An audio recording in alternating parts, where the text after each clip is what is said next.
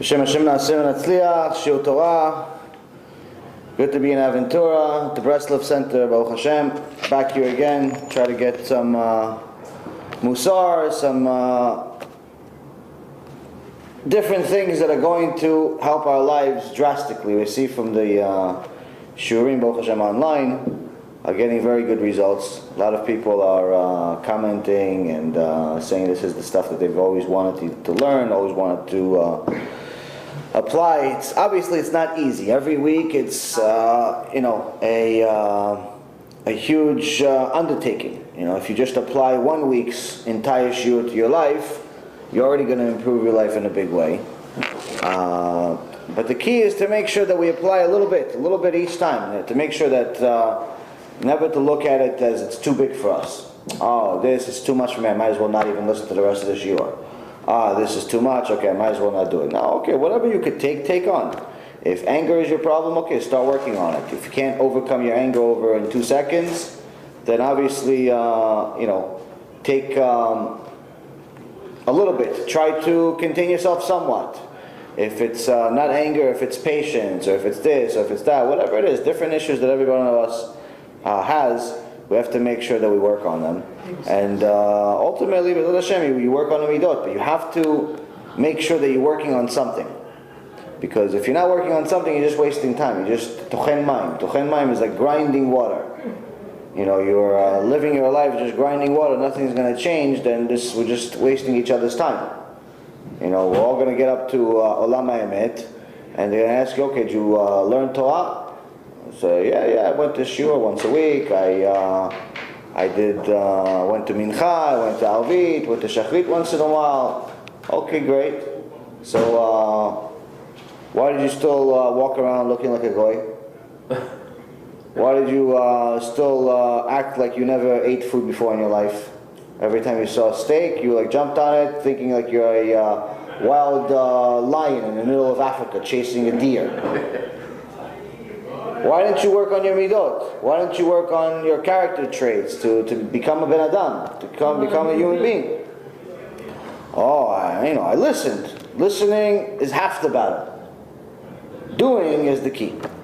So now we have continuation of PirkeiAvot series.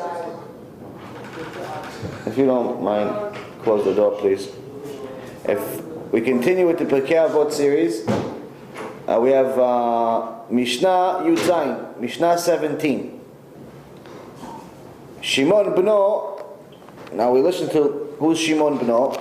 We know that every time we have a Mishnah, it's usually connected, especially with Perek Aleph, especially with the first part. It's connected to the previous one. So Shimon Bno, Shimon the son of who? Of Rabban Gamliel. Rabban Gamliel is the one that said the previous Mishnah. Shimon Bno Omer, כל ימיי גודלתי בין החכמים ולא מצאתי לגוף טוב אלא שתיקה ולא המדרש הוא העיקר אלא המעשה וכל המרבה דברים מביא חטא. Shimon, his son, the son of Rabban Gamliel, says, all my days I've been raised among the sages and I found nothing better for the body than silence, being quiet. It's not the theory that's the primary of importance, but action. Exactly what we just said. And one who talks excessively brings sin. Now already over the last couple of months we've been learning each one of these Mishnayot. We see that the plain, simple meaning of it already is atomic bomb if you apply all of it. But then once you start dissecting each and every part of each Mishnah, you see, it's not only an atomic bomb, it's a Death Star. Mamash, each sentence, each Mishnah, you break it down into pieces of what it actually means. We see that it's something that's completely out of this world that could change your whole life. Just applying part of the Mishnah, not even the whole Mishnah. Just part of the Mishnah already changes your life. Is listening also going to change it? Huh? It's the only listening. You can't apply everything. Is that also going to help? Listening it's half the battle. You have to apply. You have to apply as much as you can. Okay, so first and foremost, we have to ask again, as we do every week, who are we talking to? Who is this Shimon? Who is this Shimon Bno? Who is this Shimon, the son of Rabban Gamliel? And he's telling you here, listen, Kol yamai gudalti ben hachachamim. All my days, all my life have been raised among the sages. Okay, so what's the big deal? He's trying to tell you here, he's like, listen, if you're going to be surrounded by a bunch of losers, most likely you're going to be a loser. If you're surrounded by winners, most likely you're going to be a winner. You're going to have more opportunities to be a winner. You're not guaranteed to be a winner, but most likely. If you're surrounded by smart people, most likely what you're going to hear is things that are of wisdom, of intellect, and you're more likely to actually earn the wisdom yourself. So he says, my whole life I've been part of the royal family, the Gamliel family. In the entire Gemara it says, Alacha ki Rabban Gamliel. Every time Rabban Gamliel is in an argument, they have all the debates. Right, they have the debates. This side does this, this side does this. Every time Rabban Gamliel is in the argument, already automatically, Alacha is Rabban Gamliel. I heard when they would argue, it would be like a war. Sometimes. But the point is that Shimon says, my whole life I've been around these people, these giants, these Tanaim, these people that are able to revive the dead, these people that are speaking to Hashem, these people that was Malachi Hashem. I was around them my whole life. So I'm not a fool, first of all. And second of all, you know that in the nature versus nurture battle, I'm on the winning side. Because sometimes you have nature win, sometimes you have nurture win, scientifically. Meaning, you could have somebody be surrounded by a bunch of winners, a bunch of tzaddikim, a bunch of people that are extremely smart, but if he has a problem mentally, he has some type of disease, chas v'shalom, or he has some type of problem, some type of moom. It doesn't matter how smart everybody else is next to him. He's never going to be like them because he doesn't have the physical ability. So that's nature. Shimon is telling you, nature, Baruch Hashem, I'm 100% healthy. He's giving you Mishnah. Nurture, it says, who are you next to? Who's your surroundings? If you grow up in the middle of the projects, where every other day there's a murder, every other day there's a new drug lord, every other day there's a serious problem, it's going to be very, very hard for you. You need serious yatid dishmaya to get out of there a winner. It happens, Baruch Hashem. But it's much more difficult than if you were born and grew up in a religious neighborhood. You have people that are bnei Torah, not necessarily rich, doesn't have to be rich. Some of the greatest sages that ever lived, most of them were dirt poor. But they were surrounded by Am Yisrael, they were surrounded by tzaddikim. So it's not about money, it's not about having fancy buildings and fancy this and fancy that. No, it's about having bnei Torah. Meaning, if your surroundings is a bunch of people that are criminals, or wicked people, or Hashem against Hashem, most likely you're going to be like them. But if you're surrounded by tzaddikim, that wake up early to go to nets, that go to sleep late because they're studying Torah, that know that Shlom Bayit is much more important than a lot of the things that they think, adding a lot of these extra mitzvot that are not really, chovah, these chumrot that people add. So they know what's important. If you're surrounded by people like that, Baruch Hashem, you're most likely to be a bigger winner. Shimon is telling you, I've been a beneficiary of both. Baruch Hashem, I'm 100% healthy, and on top of it, I'm surrounded by the biggest winners in history. And I'm telling you that my whole life I listened to them, I sat next to them, and there's one lesson I want to tell you I learned from them. Now you could tell, okay, say, listen, what kind of lessons could he tell us? Listen, if you learn with atmada, with dedication, you're going to be a big Talmid Chacham. If you work really hard, you're going to be, really rich or really smart. And what kind of advice? Somebody like this, surrounded by the greatest tzaddikim in history, what kind of advice is he going to give us? He tells us, I'll tell you one thing. One thing. Lo matzati leguf tov ela shtika. All my days, I've been raised among these sages, and I found nothing that's better for the body than being silent. Now, first hearing, but what do you mean being silent? You're talking right now. You're saying being silent? What kind of silence is this? So first and foremost, we have to understand that he's telling us something here that's very, very deep.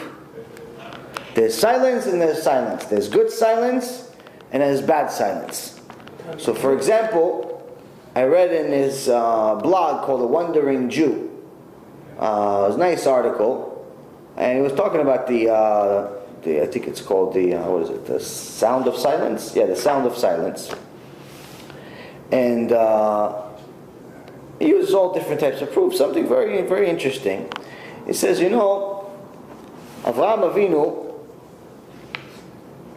Avinu uses a source is in Midrash Tanchuma 9 or 39, and he says Avraham Avinu, we learned a few weeks ago, when Hashem told him, listen, I'm going to destroy Sodom v'Amorah, I'm going to destroy Sodom and Gomorrah, I'm going to destroy everything. Avraham Avinu all of a sudden goes into a debate with Hashem. He says, Hashem, no, what if there are 50 tzaddikim? You're going to destroy the tzaddikim and the Reshaim? Hashem says, no, I won't destroy them if there's 50 tzaddikim. Avraham says, what if there's 45? It's only 45, okay, so it's 5 less than 50. What, you're going to destroy the tzaddikim and the Reshaim just because it's 5 less than 50? Hashem says, no problem. I won't destroy them. So Avraham says, okay, but what if there's 40? I won't destroy them. What if there's 30? I won't. And he goes back and forth until they go down to the number 10. Hashem says, even if there's 10 tzaddikim, I won't destroy it. But you see here, that the Torah has an extensive dialogue, shows us an extensive dialogue between Avraham Avinu and Hashem, where Avraham Avinu, Kivyachol, is debating Hashem. He's trying to convince him to not destroy Sodom and Gomorrah. And he's giving him all these excuses, all these things. Avraham Avinu. Okay. Chazal says that Hashem continued letting him talk because he had so much respect for him and so much love for Avraham Avinu that he did not allow himself to destroy Sodom and Gomorrah until Avraham Avinu felt like he said everything he wanted to say, until he got everything off of his heart, until he finishes his Buddhadut, until he got everything off his heart. He said, okay, now you finished, you got everything off your heart, okay, I'm going to check. If there's 10 tzaddikim, I promise you I won't destroy it. He said no. Obviously there wasn't 10 tzaddikim, there wasn't even one. Noach should have prayed also, he said, for it. Ken Noach. But the point is that he let him talk and get everything off his heart. Fine. But then we see something much more interesting. Then we see that after the whole issue of what happened with Sodom and Gomorrah, Hashem destroys it, there's no tzaddikim, there's no nevonim, there's no nothing. Shortly after, Hashem comes to Avraham Avinu and he tells him, my son, remember that son that I told you, the one that you love, your only son, Yitzchak, the one that I said that all of their descendants, they're going to be one day like the stars of the sky or the sand on the beach. Remember that son that I talked about? Yes. Well, I want you to bring him as an offering, akedah. Bring him as a korban. In essence, what Avraham understood is I have to kill my son. I have to kill my son. For why? Because Hashem said so. What is he going to do? Avraham Avinu not only follows what Hashem says, but he actually wakes up extra early in the morning to go bring Yitzchak Avinu to the Akedah at 37 years old. He brings him to slaughter his son, ties him up. Yitzchak is a tzaddik. He says, Abba, tie me extra tight, just in case my Yetzirah comes and I push you away because I'm much stronger than you. So tie me extra tight so you can do it. Now here's the interesting thing. You look at the details of the entire parasha, Akedat Yitzchak, which we read every morning in Shachrit. And you see that not even once did Avraham Avinu debate with Hashem. Not once did he say to Hashem, Hashem, maybe you want to kill Ishmael? He's a Rasha anyway. He's going to turn into a bunch of Arabs that turn into ISIS that want to kill all of us anyway. Hashem, maybe you want to kill one of these Canaanim or something, one of these Canaanites that are idol worshippers. Hashem, maybe you want to something. Kill somebody else. Wait, kill my son, the one that you promised me is going to be my descendants, the tzaddik. One time argue with him. Say, Hashem, it doesn't really make sense what you're saying to me. It really doesn't make any sense. Just yesterday you told me that all of my descendants are going to come from Yitzchak. Now you're telling me to bring him as a korban. How are the descendants going to come from him if he dies? How could this be? Really, why didn't he debate it? It's a good question. It's a good question, Nachon? Not one debate. For the Reshaim he debated, but not for the Reshaim he debated, but for his son, the tzaddik, that it doesn't make any sense at all. He didn't debate once. It's a big question.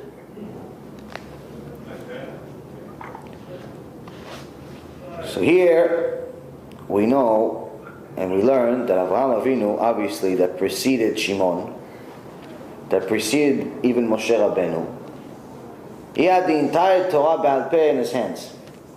The Gemara says, just like the Gemara Masechet Avodah Zarah has a handful of parts, chapters, the Gemara of Avraham Avinu of Masechet Avodah Zarah had 4,000 parts. Meaning his Torah was much, much more extensive than ours. Yeah, no written down. Or written down, or he knew it by heart. I think it was he knew it by heart. They had much better memory. But nonetheless, yeah, of course, different people. We can't even imagine what they had. But the point being is that he had Torah that we can't even imagine. There's also a book called Sefer HaBriah, the book of creation. It's still around. We still have parts of it. That was Avraham Avinu. He wrote it?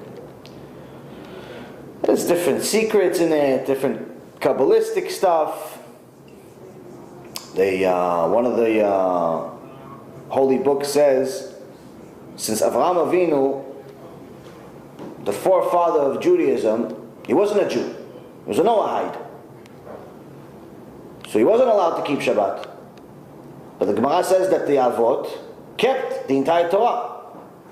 But the Rambam says, and so does Shulchan Aruch, and so does the different places in the Torah, a goy that keeps Shabbat chayav mitah. A goy that keeps Shabbat has to get death penalty, heavenly death penalty. He's not allowed to keep Shabbat. And the reason why is because they're not, if they're staying a non-Jew, by them keeping Shabbat, they're in essence only taking part of Judaism and not the entire thing, which in essence means that they're creating a new religion. You're not allowed to create a new religion. And that's one of the reasons. Another reason is because Hashem says that the Shabbat, if you remember in the Kiddush, he says, Briti beni ubenechem. It's a covenant between me and you. You, who's you? Who's Am Yisrael? This is also an argument against a couple of people today. There's a couple of rabbis today that decided to become the new Rashi and start contradicting what the sages have told us for the last 3,300 years. And I say, no, that's not what they meant. That's not what they meant. The Noahides are allowed to keep Shabbat. A Ger is allowed to keep Shabbat. This is completely against the Torah. It's completely false. They say, no, but it means Ger means this and Ger means that. Babkis. The whole argument is destroyed by a simple one verse in the Torah. One single verse. Hashem specifically says the Shabbat is a brit beni o benechem.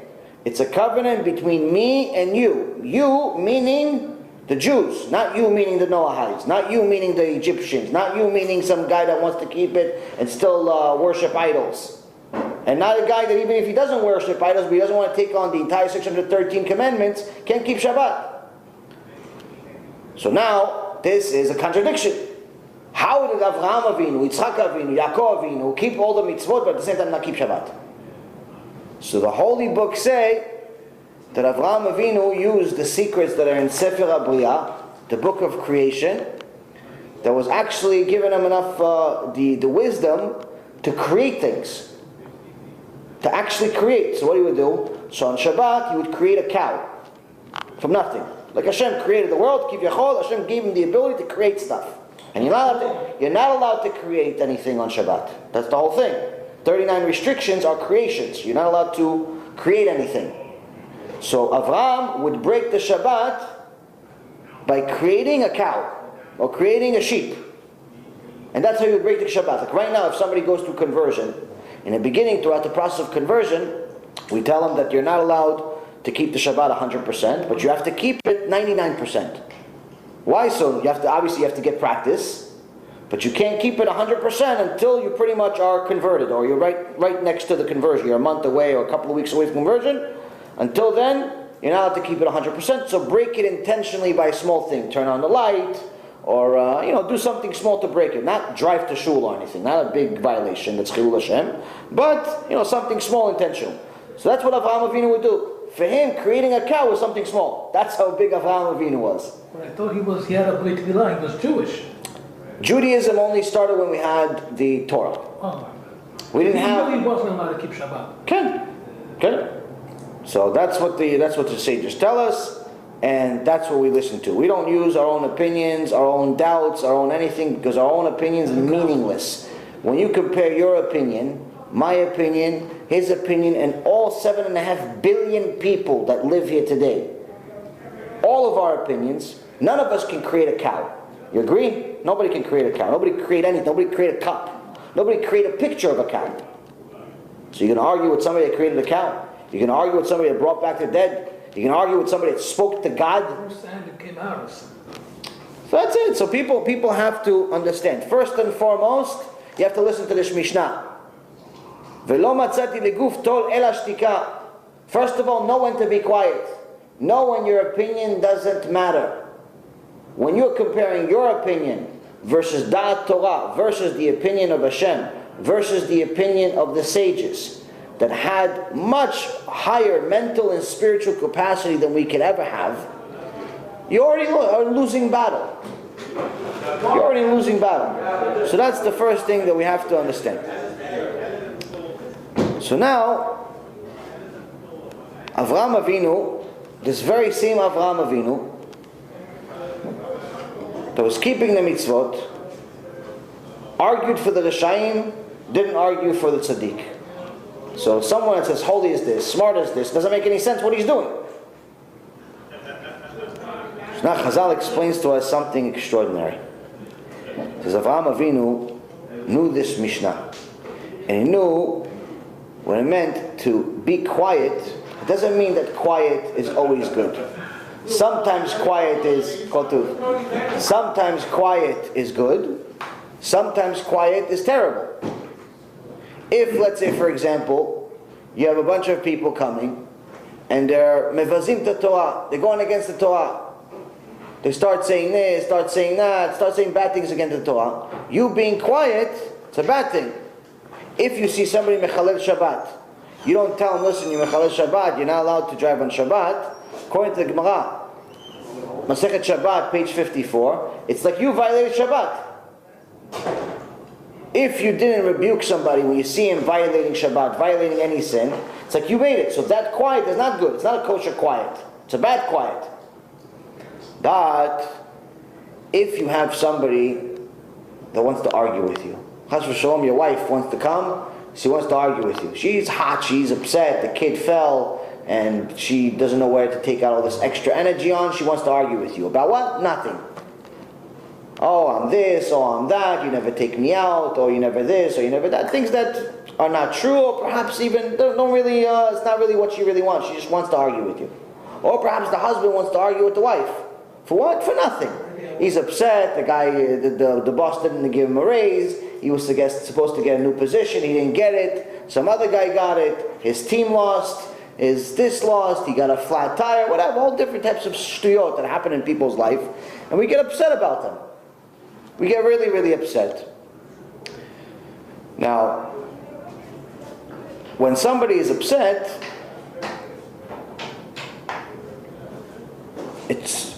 only one of two things can happen. Either it stays with them and eventually goes away, or it turns into a vikuach. it turns into argument. A vikuach must be between at least two people. There's no such thing as an argument between one person, with himself. If you're arguing with yourself, you probably should not be coming to the shiur, you should go to a men's solution. You don't argue with yourself. What do you say? No, yes, no. That means you're bipolar. It's a problem. Shiur is not going to help you for that. So vikuach, an argument, means it has to be between two people. What is a vikuach also? It's a synonym for what another word? Milchama. Vikuach is war. Every single war is because there's a difference of opinion between two parties. We can do that, because he is mad. And we are not able to contain ourselves. We have to speak, we have to have our opinion heard, we have to do what we're doing because we want to hear ourselves speak, we want our opinion to be heard, we want our opinion to be listened to, and so on. So now, in the book of Job, chapter 26, verse 7, when one of Job's former friends is saying different divrei kfirah, he's saying different things that are not really good things to say, not things that are, he sounds like he has no emunah. Job answers him, all the things you have, where do you think you got them from? You got them from Hashem. And you have this from Hashem, you have that from Hashem. He says Hashem is great, even though Job is the one that's suffering. Job is the one that got sick. Job is the one that lost all of his money. Job is the one that lost all... Yes, of course. Job is the one that lost all of his kids. Hashem Erachem, 10 kids died in the same day. All of his money, billions of dollars, lost everything in a matter of hours. Like imagine he invested everything in the stock market, and the stock market went to zero. Went to nothing. Everything was lost. All in a matter of an hour. Like I lost it on that one day. 9 o'clock in the morning I have money. 9:35, no money. I wouldn't be able. I would go nuts. I would go. Baruch Hashem. Listen, Hashem gave me my tikkun when I was able to handle it. Hashem won't give you a test that you can't handle. Ken, Baruch Hashem. So now, Eyob is trying to, even though he's the one that's suffering, he's trying to help these other people. He says, all the stuff you're complaining about Hashem is great. And he says, Tole Aretz al blima. Meaning Hashem suspends the earth upon nothingness. Meaning, you're sitting over here all comfortable in your chairs, you have your shirt, you have your hat, you have your gravity, you have your oxygen, you have your food, you have your blood cells, you have your white cells, your red blood cells, you have your teeth, you have your car, you have the sky, you have the atmosphere, you have rain coming, you have everything that you want. But all of this stuff, your whole world, sits in a little sphere. A little sphere. The Gemara Masechet Chagiga, page 12, says that the world already, over 2,000 years ago, they already knew that the entire globe is a sphere. Not like the Goyim that thought it was a flat world. Some Goyim, like the Greeks, say that they actually, they knew that the world was round, but it's not written anywhere as obvious as it is for the Jews that the world is a sphere. It's also written in the Zohar, which is 2,500 years ago. But nonetheless, the point is that... It also says that it's turning around. Right. So now, Job is saying this sphere has to be in a perfect place, in a perfect time, perfect temperature, perfect everything. Meaning, if this sphere goes one direction to the right, if the sphere goes one direction, 1 degree to the right, and closer to the sun, the sphere is destroyed because everything dries up. He was better than all the scientists today. Already. If the sphere goes one direction, 1 degree to the left, it gets too far from the sun, 1 degree, not 500 degree, not nothing. 1 degree, a little bit, like a little move, a little shake to the left. Everything freezes. We're not going to survive. So he says, now this sphere, Job is telling us, it's very, very important that it stays in its place. And Chazal explains to us in the Zohar, like you said, it's spinning. It's not only standing there. It's spinning. Spinning almost 1,700 miles per hour. Really, really fast. Now if you take a ball and you spin it, take the ball, spin it, Start swimming. it's going to start going somewhere. It's going to go to the right, it's going to go to the left, it's going to go somewhere. It's not going to stay in the same place. Especially if it's spinning really, really fast. It's going to go somewhere. Unless you have something holding it, whether it's your finger that's holding it in balance, or it's a pole, or it's something that's holding it where it is. But Job is telling us, the world, what is it standing on? Nothing. It's not only in a perfect place, but it's spinning really, really fast, and it's not moving not 1 degree to the right and not 1 degree to the left. Because if it would move 1 degree to the right or the left, everything changes, everything is destroyed. So Chazal says, from here we learn the significance of being quiet at a time of argument. How? Tole eretz al blima. Blima, nothingness, comes from the word bolem. Bolem means quiet. Someone that holds himself back from talking. Bolem pe b'shat vikuach. Arishonim, Chazal, told us that the Olam Omed al Blima is when someone is in a situation where somebody comes to argue with him. His wife comes to argue with him. The husband comes to argue with her. The boss comes to yell at you. The customer comes to yell at you. And yet you bolem, you keep your mouth shut. You don't answer. You don't make it into a war. They're arguing, but with themselves. Meaning that because you're quiet, the argument dies. Because what is he going to continue arguing with herself? She's going to argue with herself. Okay, she's going to yell, la, la, la, la. Eventually, if you don't answer, that's it, she finishes. Eventually, he finishes. That's it, it's over. Why? Because you didn't contribute. You didn't join. If you join, even if you say so, like that, just said, she talked to you for an hour. Fuel to the fire. If she talked to you for an hour straight, she's talking, she's burning, your ears already are melting from the fire coming out of her mouth. You don't say nothing. But then at the end of an hour, you say one word. Small little word, 2-letter word. So, Hashem Menachem, Gehenom is going to be like Gan Eden for you. What's she going to do to you after you say so what?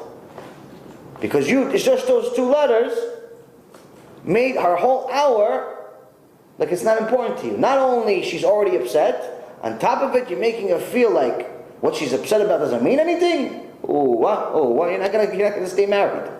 You may not even stay alive the week. You just say you're right, and that's it. So here's the thing.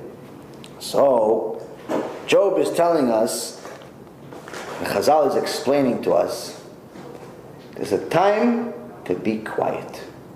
Where your quietness is so valuable that Hashem is telling you that at a moment where there's supposed to be an argument, somebody came to you to start a war. Somebody said Lashon Hara to your face. He's making fun of you to your face. And you stayed quiet, then you contained the war, and because of you, the world is standing. Meaning, what is the world standing in? He's standing on nothing. What's that nothing? That nothing is all of those people that are shutting their mouth at a time where there's an argument. There's like 2 atomic bombs. That's the people that are quiet, he's holding the world up. He's holding the world up. So if I stay quiet, I'm doing myself a favor in argument. Not only are you doing yourself a favor, you can actually even pat yourself on the back saying, the whole world is standing because of me. Mamash, that's what Hashem is telling you here. This is something that people don't understand the value on. And now, somebody would say, okay, wait a minute, hold on a second, Rabbi. You're trying to teach people midot. You're trying to teach people midot, but you're telling the guy that he should be proud of himself for doing a mitzvah. Isn't pride not good? Sometimes it's good, sometimes it's bad. In the book of Chronicles 2, verse 6:13, chapter 6:13, or 13:6, I'm sorry, 13:6, it says, "V'igva libo b'darkei Hashem." and his heart became prideful because he was fulfilling the will of Hashem. Meaning, Hashem, that's what Hashem wants you to do. You doing my mitzvot, of course you'll be proud of yourself. You're fulfilling the purpose of this world. You did kiruv, somebody did tshuva, you brought somebody to do tshuva, chazaku baruch. Tell people you did it. It's a kiddush Hashem. But if you have nothing to talk about, you say, no, I have a nice car. That's a prideful person. You should go in a room and work on your midot. The guy says, look at my beautiful wife. You and your wife should stay inside and learn that you're not supposed to show your wife like she's a trophy. But if you're doing a mitzvah, chazaku baruch, you should be proud of yourself. Why not? This is, again, a lot of people think that everything is supposed to be extreme. If pride is not good anywhere. No, there are certain times that it is good. Where? If it's fulfilling the will of Hashem. But not pride like, listen, I just built the shul, look at me guys. No, then you're not doing it lishma. Then you're doing it for the pride of getting kavod of people. Meaning pride within yourself, that you're proud that you're moving closer and closer to Hashem. Meaning that you are fulfilling the will of Hashem. You should be proud of yourself for that. Not like put a banner on the highway, say, hey guys, look, I built this shul. Hey guys, look, I'm doing a big mitzvah here. I just donated $100 million to a hospital. That's not a mitzvah. That's a rasha. Sometimes you have people that they only do the mitzvah so they can publicize it. Not because they care about the mitzvah, because they care about the kavod. They want everybody to know that they have money and they're generous, but in reality they're not generous. They just want everybody to say, good job, good job, good job. So that's not allowed.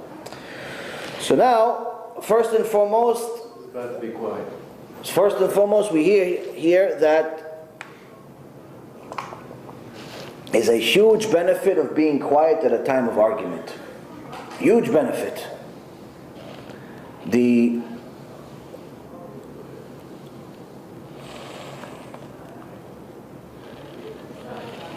Gemara, Masechet Yoma, page 19b, it says, anyone who has a meaningless conversation is making a positive sin, is making a sin. So now, this went up a level. Why? On one hand,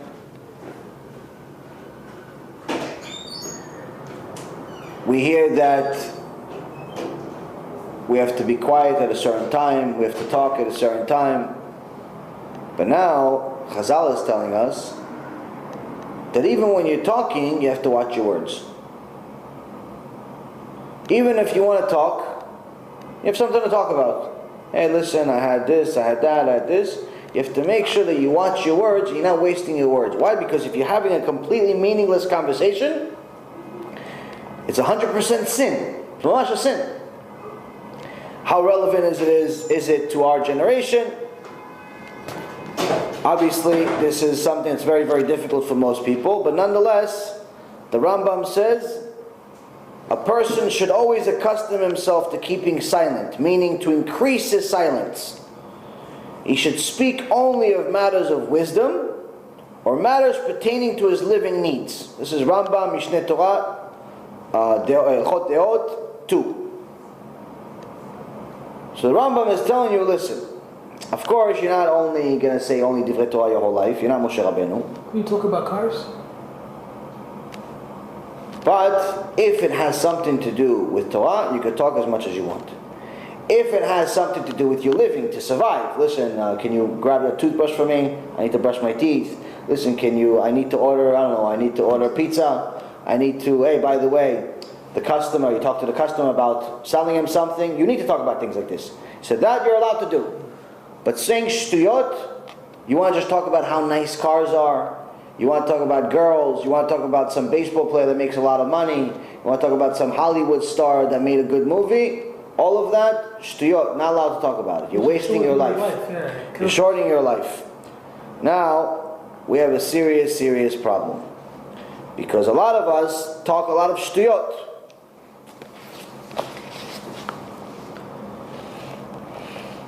So in Shir HaShirim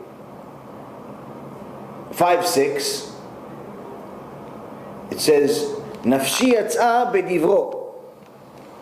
Nafshi yatsa bedivro. Shlomo HaMelech is saying, Nafshi yatsa bedivro. And Chazal is explained to us here, it says, yes, my soul comes out from the mouth. Meaning that every time I say something, a piece of my soul comes out. If it's Divrei Torah, I'm also accumulating something, I'm adding life, because Torah is a compared to Chaim, to life. But if it's Shtuyot, if it's baseball, football, the movies, all the nonsense that's in the world, Shlomo HaMelech, the wisest man that ever lived, is telling you, my friend, you're wasting your life, you're wasting your years. All this extra words, you have to understand, Hashem gave you a certain amount of words, a limited amount of words to say in this world. Now, He didn't tell you when you first came in, hey, by the way, Amos, you were given X amount of words. Yaron, you were given X amount of words. Nisan, no, He didn't tell you the amount. So we don't know. So somebody that likes to talk shtuyot, they're talking, and if they have, they have the gift of gab, they like to talk. Not only they talk shtuyot, but they have the gift of gab. They can talk to no end. This person is killing himself every time. Sometimes you see somebody, oh wow, what a nice guy, he only died at 40 years old. Oh, he only died at 60 years old. This is a problem. So now, this is one of the things that we have to understand, that there's a time to be quiet, but even a time that you're allowed to speak, you have to watch your words. You can't just talk to no end. So Avraham Avinu knew that there is a few different types of talking, a few different types of speech. And he actually mentioned it. There's a really nice thought in his blog. He said, he brought up this Franz Rosenzweig. It's a Jewish philosopher who spent all of his life analyzing this whole subject of being quiet and Jewish thought and so on. He says, this is what he says. There's different forms of quiet, different forms of speech.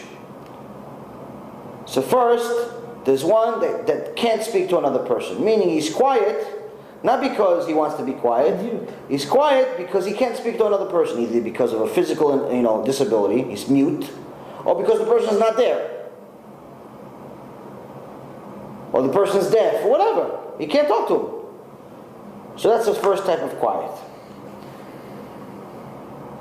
Then there's one that's the opposite, that he can talk, he wants to talk, and he talks. He has the ability to talk to the other person. So he's the exact opposite.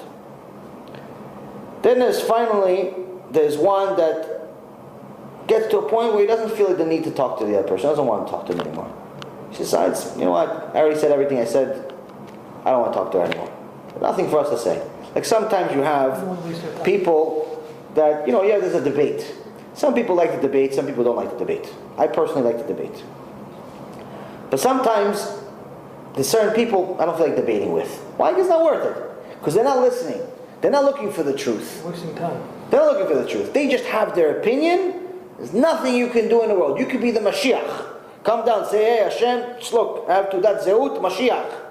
Not listening to you anyway. They don't want answers. They don't want answers. They already have their answers. Like for example, sometimes I have the debates with certain people. The whole issue with wigs. Wigs. Now, this is a very, very big machloket. This is a very big, dramatic issue in Judaism. And it has been for some time, especially in the recent couple of generations, where a couple of Ashkenazi poskim said that a certain type of wig is allowed, and then people translate it to something completely different, where they're pretty much saying that all wigs are allowed, and not only all wigs are allowed, there are wigs that are more beautiful than natural hair, and you could sweep the floor with the wig and you're a little movie star. This is not what the poskim said, even the Ashkenazis. Number two, then you have, but there was also a couple of Sephardics. And one is saying that one of the great poskim, Rav Tzion Abba Shaul, said, yeah, you're allowed to have wigs. And he was Sephardic, which is very rare for a Sephardic to say that wigs are allowed. He was like a shmata. But no, as a matter of fact, my Rav is the Talmid of Rav Gidon ben Moshe, which is one of the main students of Rav Tzion Abba Shaul, who actually wrote the book with Rav Tzion Abba Shaul that put the answer about the whole wig being allowed or not allowed. And he says, no, he didn't. Rav Tzion Abba Shaul didn't allow the wig. All he said is that a woman is allowed to wear a wig next to a husband inside the house if he's doing Kriyat Shema. Meaning, if somebody wants to do Kriyat Shema, he's not allowed to do Kriyat Shema next to a woman that doesn't have her hair covered. His wife is not her hair is not covered, even though she's his wife, he's not allowed to do Kriyat Shema next to her. Not allowed to do Kriyat Shema. There's also the problem of what, you go to certain shuls where, like Reform and conservative shuls, where the men and women pray together, it's a problem. It's not only a problem that the rabbi is usually a dog or a cat or a homosexual, it's also a problem because you have the people are, mixed. So now, if there's a woman that's not covering her hair, that is okay. Woman is not covering her hair, you're not allowed to do Kriyat Shema next to her. So Rav Tzion Abba Shaul said, no, if she wears a wig, that's sufficient for the husband, our own husband, to do Kriyat Shema next to her. That's sufficient covering of the hair. He didn't say go outside and cover the hair. People mistranslated it. Right, so now people mistranslated it. And there's even a machloket even between another student of his, another student of Rav Tzion Abba Shaul, that according to somebody, I never heard it from the actual student itself, but according to somebody, he says, no, he heard differently. He said that it's okay. Because the problem is that Rav Tzion Abba Shaul, his own wife wore a wig. Yeah. Now, in the book, Ech Tov L'Yisrael, by Rabbi Chaim Kachlon, he wrote an answer to this, that Rav Gidon ben Moshe said. And he said, listen, when somebody came up to Rav Tzion Abba Shaul and said, listen, Kvod Rav, how are you saying you're not allowed to do a wig if your own wife wears a wig? Your daughter-in-law is wearing a wig. How are you saying that? And Rav Tzion said, did you come to me to ask me what's allowed, or what do people do? You understand? That's smart right there. So, just because his wife did it doesn't mean that it's allowed. The same goes when somebody came to Rav Ovadia. Rav Ovadia, Zechet Tzadik Livracha, was very, very strong against wigs. Very strong against wigs. He's recorded multiple times about being very strong against wigs, but somebody, one time a chutzpan, came to him in one of the shulim, said, Kvod Rav, how is it that your daughter-in-law, your own daughter, I'm not really sure if it was a daughter or a daughter-in-law, wears a wig? And you're saying you're not allowed to wear a wig? Vadia says, yes, there's place for her in Gehinom also. There's place for her in Gehinom also. He wasn't joking around. But if everyone is not doing it, then why should I do it? It's hard. Because you are obligated to do what Hashem says, not what people do. If you were going to just compare yourself to what people do, then you're going to, within a week, you're going to stop keeping everything. Why? Because you have 7.5 billion people. No, normal religious people do. If they wear wigs. Normal religious people is what? A couple of million normal religious people? Out of the couple of million normal religious people, not everybody necessarily has the highest level of emunah. Some yes, some no. So the point being here is that sometimes I have, to go back to the issue at hand, sometimes I have an argument with somebody about wigs. And at the end of the argument, you tell them, listen, if you're Ashkenazi and you want to rely on the Ashkenazi poskim that say you have wigs, fine. But you have to look at what Rav Elyashiv, the leading Ashkenazi posek at his time, of Kanievsky, all of the major poskim, even the ones that said, Rav Elyashiv did say it's not allowed. But even if you look at the couple that said it's allowed, the couple, none of them, that's not the biggest poskim in the world, but the couple that said that it's allowed, they never said it's allowed that you have to have a wig from your head all the way to your to your stomach. They said if you're going to have a wig, it has to be short, it has to be modest. That's number one. You can't make it more attractive. So that's number one. Number two, when you compare the wigs that they permitted in their days versus the wigs of today, the Rabbanim are saying that the wigs of those days, even a blind person would have known it's a wig. Meaning they looked like straw. They looked terrible. So to say that the wigs of today that look better looking than the natural born hair, obviously this is not the same wigs that they permitted. That's number two. Number three, you have another issue. You have another very big issue. There's only a couple that say it's okay. But one of the Gedolei Hador said, after doing research, I found there's at least 85 poskim that say it's not allowed to wear a wig under any condition. At least 85 of the leading poskim say it's not allowed at all. So let's say you have 2, 3, maybe 4. Say it's okay. 5. Those 5 are better than the other 85 of the biggest giants of the generations? So your whole life you're going to say it's okay to listen to those 5, to those 3, to those 2, but to go against the 85? You're okay with that? Because the ones that say it's not okay, they're not just saying it's not okay, but you know what, don't worry about it. The ones that are saying it's not okay, like for example the Baba Sali. Baba Sali says a woman that wears a wig is going to see the downside of it when she goes to Gehenom, because they're going to use the wig as material to burn her. They're not very nice about it when they're saying you're not allowed. They're not saying, it's not a big deal. It's a problem. The ones that are against wigs, it's a very, very serious problem. So you have 85 at least. So that's number 3. Number 4, that I don't think is the biggest one, is the biggest atomic bomb. Because it's the only one that no one's addressing right now. If you want to listen to the poskim, to this one, to that one, fine. Let's say you found yourself an excuse. Let's say you found yourself an excuse that you're going to listen to the poskim and wear a wig. Fine. Ashkenazi, Sephardi, whatever you want to be. Chazak u'baruch. Here's the problem that no one's addressing.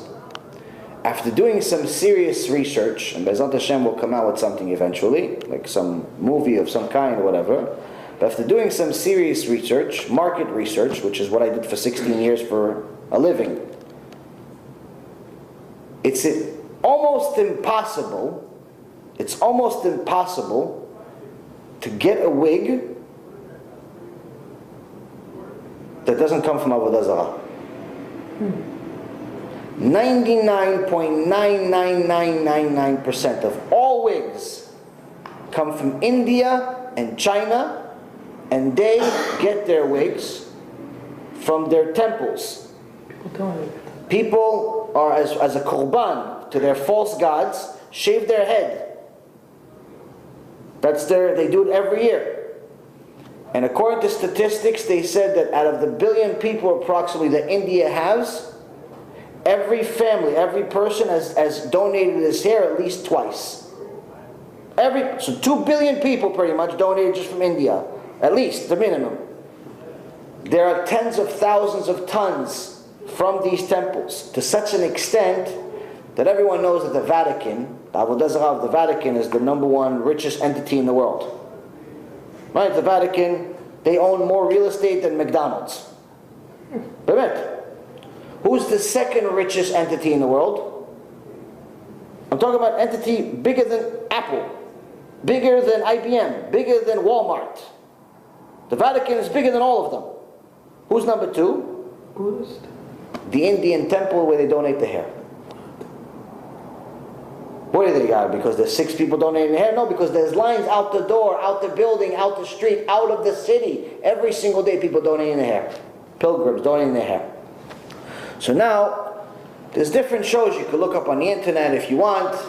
You could do your own research if you'd like, until we get our research. It's going to take some time. Put it into something. But pretty much you see that all of the wigs are coming from this. But what happens, there was a big balagan about a little over 10, 12 years ago, where somebody said this, look, all the wigs are coming from India. So the Gedolei Hador made a big stink about it. There was a big thing. They started burning all the wigs in Yerushalayim. But then somebody came out and said, no, no, no, no. We're going to get kosher wigs. We're going to go watch. We're going to go to India and make sure that the people we're getting their hair from are not doing it for idol worship. Now, whoever is naive enough to believe this nonsense, good luck to you. What can I tell you? I can't help you. I can't help somebody who's not willing to help themselves. Or they say, no, no, we're getting them from Europe. That's what most people said. No, no, we're getting European wings. We're getting European wigs. Yeah. When was the last time you saw an Italian woman shaving their hair? Never. Never. Why? Because they value their beauty more than they value their life. That's true. My wife's Italian, I know. Trust me, they love beauty. It's not that my wife, Baruch Hashem, is a very beautiful woman. She knows. She's the one that told me this. She goes, "You serious? You think that somebody Italian's ever going to shave their head? A few bucks. For a few dollars? For $1 million, she wouldn't shave her head. What, are you crazy? Who shaves their head? A European wig? No, no. So that's what we do. Okay, so it doesn't make sense that the Italian are going to shave their head. It's like, okay, maybe the French. French are even worse. No chance they're going to shave their head. They value their beauty even more than the Italians. Okay, maybe the English. No chance in the world. So we start looking all over Europe. No way, no way. It's not part of anyone's heritage. So then we started doing research. We found this whole video by a big news organization, research place.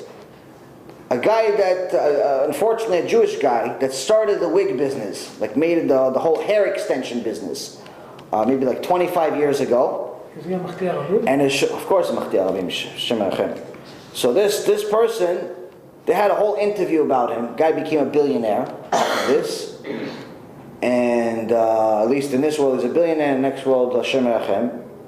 But nonetheless, he shows you his whole process of where this European wig is coming from. And you see all of the European wigs, all of the everything wigs, India. Everything, it just says here. Why? Because it goes from India, then it goes for processing in China. So it says made in China then.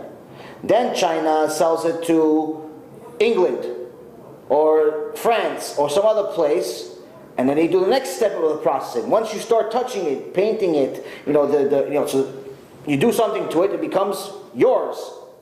So then somebody asks, okay, what about the blonde wigs? When was the last time you saw an Indian woman that's blonde?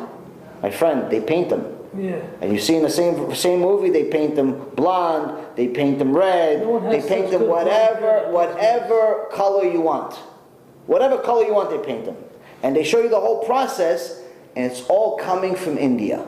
Now, to say that there's, why do I say 99.9%? Because it's always possible, unlikely, but possible, for somebody to go to somebody else and say, listen, I want to buy your hair. And that person saying, okay. Some Israeli, I actually have a cousin like this. Her daughter wanted to be a hero, and she wanted to donate her hair to some cancer patient. Yeah, I heard about this. So an Israeli girl donated her long hair to some cancer patient. Okay, but how many Israelis are doing this? 6? 7? They're not supplying the entire wig business. Or you have some woman in Wisconsin, grew her hair over 20 years, she sold it. Okay, that's it, she grew it, she sold it, it's over. How many of those women in Wisconsin and Iowa do you have? They're not supplying the tens of thousands of tons of wigs every year. So that's why I say 99.9%. It's possible that you may have the one, but it's unlikely. Why?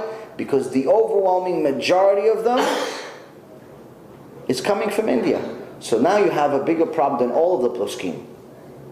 You have a bigger problem than whether it's allowed to wear a wig or not allowed to wear a wig, whether it's long or it's short, whether it's black or it's white or it's red. You have a different problem.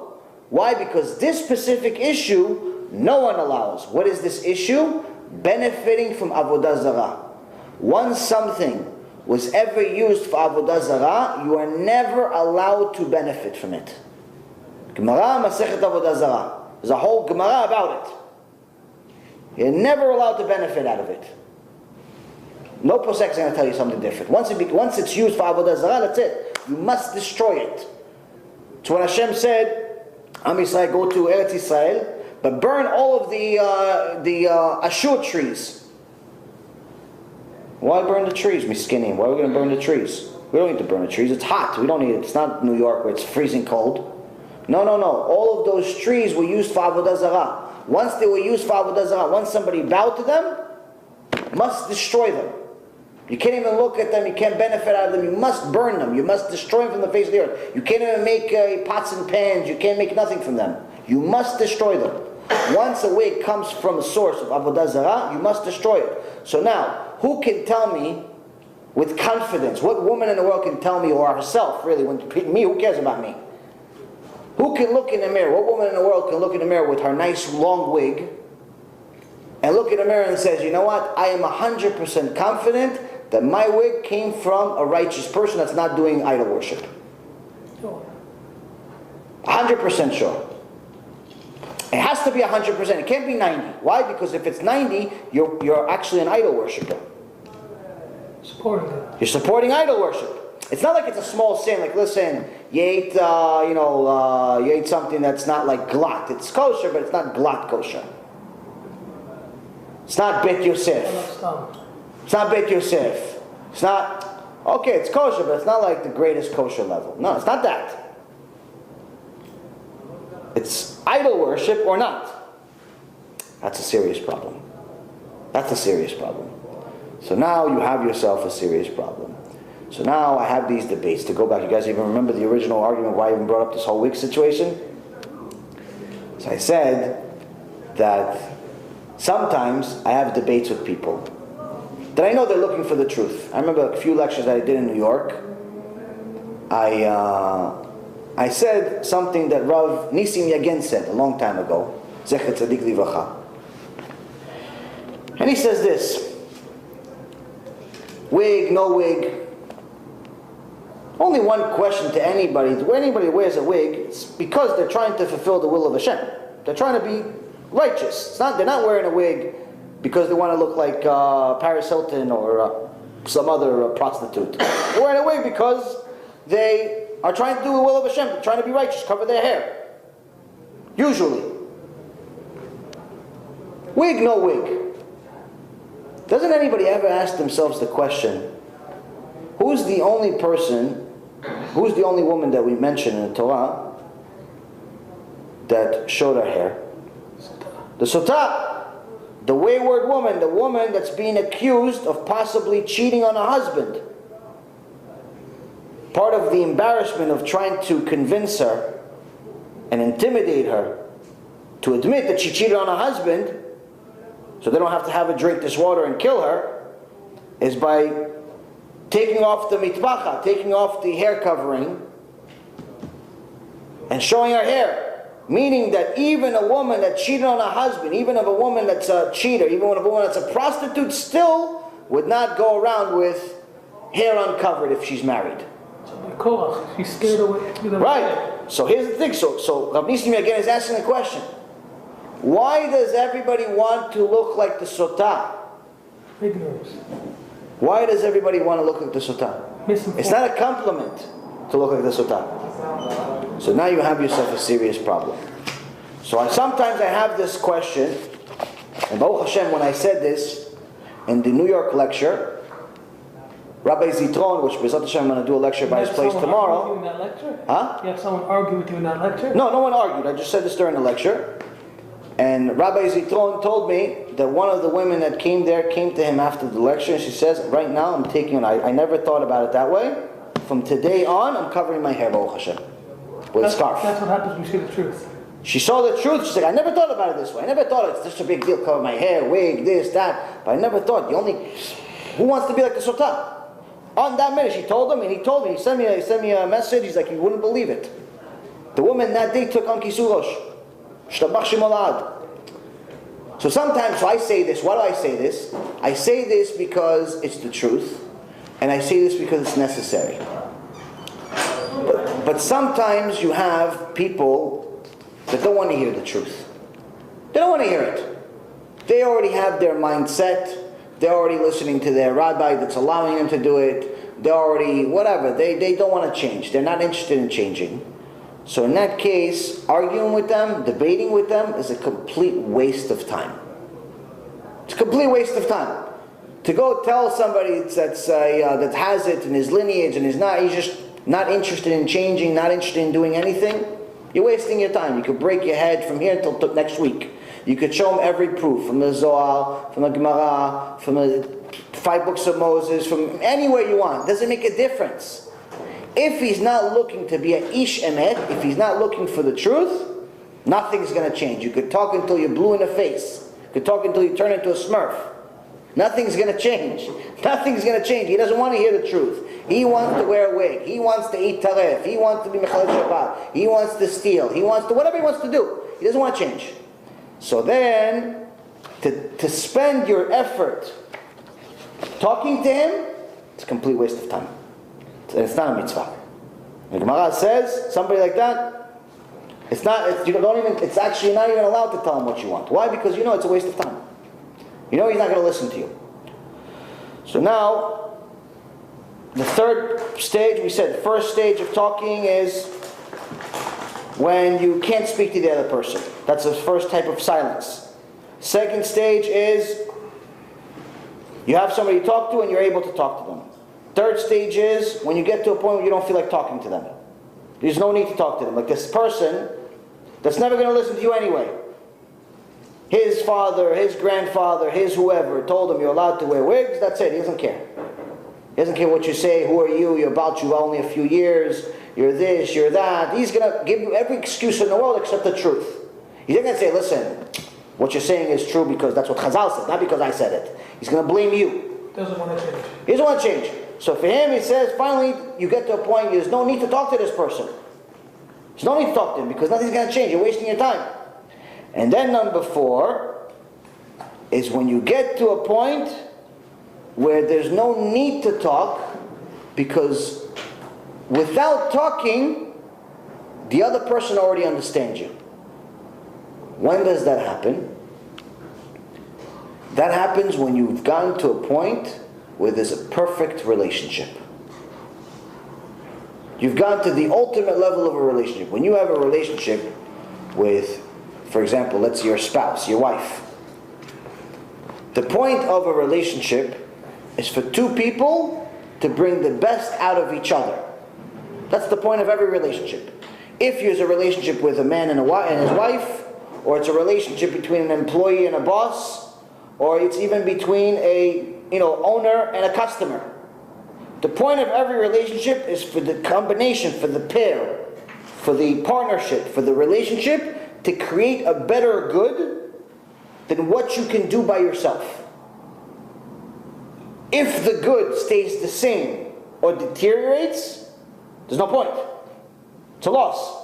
If every day you open up shop, you lose $500, you should shut down your shop as soon as possible. And you tell me, no, but listen, for the Rav, you know how much money I spent on his business? Who cares how much money you're spending on his business? You're going to lose more money. The longer it stays in business, the more money you're going to lose. If you could turn it around, then it's different.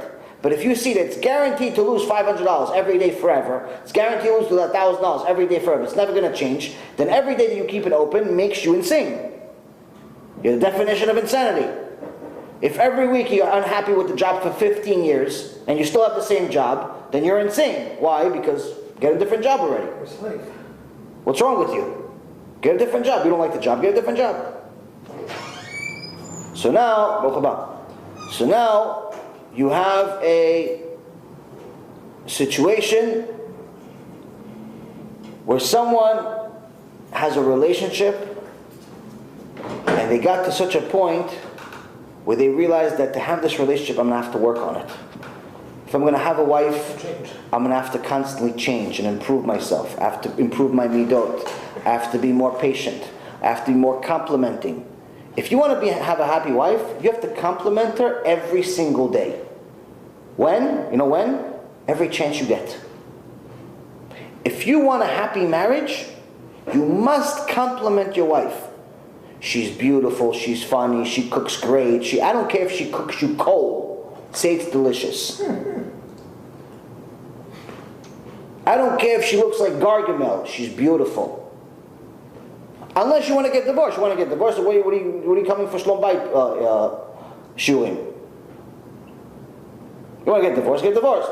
But if you want to stay married, you must compliment your wife, because what's the point of staying married with a miserable wife or a miserable husband? A wife needs simple. She needs very, very simple. She needs a husband to show her he loves her. How? Words. You don't need to buy her a brand new car every week. You don't have to buy her flowers 15 times a week. You can buy her flowers once a week. You can buy her a car if she needs one. Friday night, give her flowers. But to have shalom bayit, all it requires is words. Simple words. Wow, honey, you look beautiful today. Wow, I have this. This is beautiful. Yes, it's beautiful. No, you don't have to lie. You don't have to lie. Listen, if she's 500 pounds, you can't say you lost weight. She's not going to believe you. But again, there's beauty in every woman, and if you watch your eyes, you'll see the beauty in your wife all the time anyway. Which is also another secret of watching your eyes. People have a very difficult time, especially newlyweds, where either they're scared to get married because they're scared of settling. Maybe they'll find somebody more beautiful, or after they get married, they're only married for a few years, they already start looking at other women. And they find every woman prettier than their wife. The reason why is because they're looking, automatically their wife becomes ugly in their eyes. Automatically. And automatically, everybody else is better. Now, if somebody actually watches their eyes and doesn't look at other women, then that means that the only woman you actually look at, you see other women because you walk in the world, you see somebody, but you don't stare at them. You see a woman, you look away. Okay, you see that she's in front of you, she's in your direction, you go a different direction. If you're staring at her and you pretty much have a vision of her in your mind, then you're making a serious sin. But if you want to know where you're going, so yeah, once in a while you look up. Most of the time you try to look down, try to look on the floor. You don't have to necessarily be sightseeing at all times. You look up once in a while, and you see there's a woman in front of you, and you look away. You look down again. You know there's somebody in front of you, so you shift to the right or shift to the left so you don't run into them. But that means that the only woman you're going to look at is your wife. If the only woman you're going to look at is your wife, automatically she becomes more beautiful to you. If you've never seen a diamond before in your life, the first diamond you have is definitely going to be the best diamond in the world. A guy that just got a car, he's in the middle of an island, there's no cars, there's no planes, there's no nothing. The first car he ever saw in his life is this beat up car that you wouldn't even throw out in America. You wouldn't even throw out. I remember when I first moved to the US 25 years ago, they used to leave cars on the side of the highway. Somebody doesn't want his car anymore, and they would just leave it on the side of the highway. And we were like amazed at it, 26, 27 years ago, however long it was. Like, what do you mean? Like, these cars are so much money in Israel. Like, how does somebody just leave a car on the side of the highway? Didn't make any sense to us. So same thing like that. People just, they get to a point, the car is 10 years old, or 5 years old, 20 years old, whatever it is. They leave it on the side of the highway. They don't want to put any money into it. Garbage. But somebody that got one of those cars, but it works. Makes noise. When you turn it on, you could hear it from here to Afghanistan, can hear it. The muffler makes noise, this thing makes noise, that thing makes noise. The car constantly bumps this, that, but it's the only car this guy has ever seen. To him, it's the best thing in the world. To him, it's better than a Ferrari, it's better than anything in the world, because it's the only car he's ever seen. When does he realize that it's not really that good of a diamond? When does he realize that it's not really that good of a car? Too many cars on the island. When somebody else comes to the island on vacation and he brings his Mercedes-Benz, the brand new car, and he brings the brand new car. As soon as he sees this other guy's car driving without the noise, driving without the bumps, driving without the the holes everywhere, immediately he starts hating his own car. It's not that he likes the other guy's car. It's immediately he starts hating his own car. Immediately starts hating his own life. When someone is looking at other women, immediately he starts hating his own wife. Immediately he starts being disgusted by his wife, and Hashem Erachem, even getting to a point where he's imagining other women when he's intimate with his own wife. doctor's orders because the doctor told him, listen, you guys are having tough intimacy problems? Listen, you think about the baseball player, and he's going to think about the Victoria's Secret model. Hashem Elachem. According to Chazal, there's even a safek if that's considered like their own kids, like a mamzer type of kid. It's not 100%, but it's a serious problem. Go ahead. I heard that, it's not my opinion, so I'm just saying what someone told me, religious guy. Yeah, he got married, his wife had a few kids. Now, when he married her, she looked good. But he looked an elephant after they had a few kids. She gained weight. Yeah, he said, they let herself go, she's eating brocolach, the Danish is. And how am I gonna, even if I want to get attracted to her, I can't, because it's not the woman. Not true at all. He's completely full of it. He's completely full of it. If he only looked at his wife, he would not know that there's other beauty in the world. But women can let themselves go after they get married. I'm not saying that it's allowed for a woman to become an elephant, on purpose. But obviously, a woman is bringing life to the world. She's naturally going to gain weight. To lose weight gets harder and harder as you age. But even more so, if you're having multiple kids, it's even harder. But it doesn't really matter. If you only look at your wife, and I'm telling you from experience, if you only look at your wife, there's no such thing as other beauty. If you watch your eyes, eventually you can get to a point. I had a conversation with an avrech yesterday. He has this issue. And Baruch Hashem, working on it, and he's moving in the right direction. But we got to a point, I explained to him this. If you watch your eyes, first and foremost, your wife is always going to be beautiful to you. It doesn't matter if she gained weight, didn't gain weight, doesn't make a difference. As long as she tries. Obviously, if she starts smearing her face with peanut butter just for fun, then there's a serious problem. But if she tries to take care of herself as much as she can, but she gained some weight. She tries to take care of herself some way, but whatever, it's just a pit bull here and there because of whatever, oil or whatever. It's not the end of the world. And you won't see those things as a big deal. You'll see her as beautiful because you watch your eyes. If you watch your eyes, you'll even get to a point where every other woman becomes ugly. Everyone else becomes ugly. Everyone.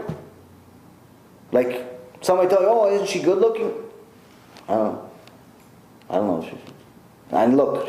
Oh, what did you think of her shirt? I didn't look at her shirt. I don't know.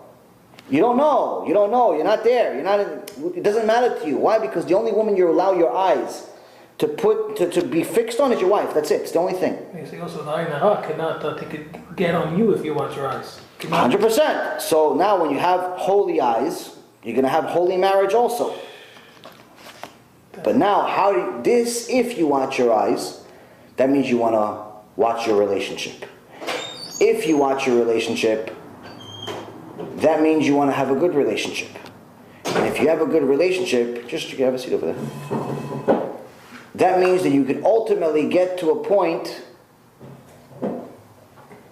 where you can sit down in the same room with your wife. You could sit down in the same room with your best friend. You could sit down in the same room as anyone, any type of relationship that you have. Say nothing, but be perfectly happy. That's the sign of a good relationship. That's the secret. If you have a relationship where you constantly need to entertain each other, there's a problem in the relationship. If you constantly have to take your wife out because she's always bored, if you constantly have to take your husband out or do something for him, or do this or do that because he's bored, or he's this or he's that, there's a systemic problem in the relationship. It's fixable, but there's a problem. If your kid is constantly telling you that he's bored, or she's bored, there's a problem. Because a mind that's full of wisdom, that's content, that's happy, doesn't get bored. And it doesn't need to be entertained. So now you have the ultimate outcome of this. So now we get to a point and say, okay, so now we see this perfect type of silence is a silence where I want to be silent, or I don't want to be silent, but it doesn't make a difference. I know I'm sitting next to you. You don't have to say anything. I already understand what's on your mind. Oh, yeah, you thought about that too? Yeah, I thought about that too. Okay, that's it. End of the conversation. You already know where I'm going. I already know where you're going. You get to a relationship with your spouse, with your friend, with whoever, it's a really, if you, or your chavruta, where you already know which way the other person thinking is going to it. So for example, me and my Rav, my chavruta, Rabbi Fine, he'll have something that we're learning, and I'll have a question. He's like, yeah, I knew you're going to ask that question, so I already prepared the answer for you. I knew this, I'm going to tell you this, and this is the question you're going to ask about it, so I already have the answer prepared for you. That's when you know there's a serious connection here. So now, if you have that type of connection with your marriage, you already have Gan Eden. That's the best. You already have Gan Eden. But if you don't, that doesn't necessarily mean you should go into a manic depression, get divorced, kill yourself. No, it just means you have a lot of work to do. But now, where does this all start? It all starts with understanding the ultimate conclusion of silence. What is it? What it is? There's silence that's good silence, and there's silence that's bad silence. Avraham Avinu, when he came to Hashem, and he knew that there's a chance to save Sodom and Gomorrah, he knew that he can't be quiet.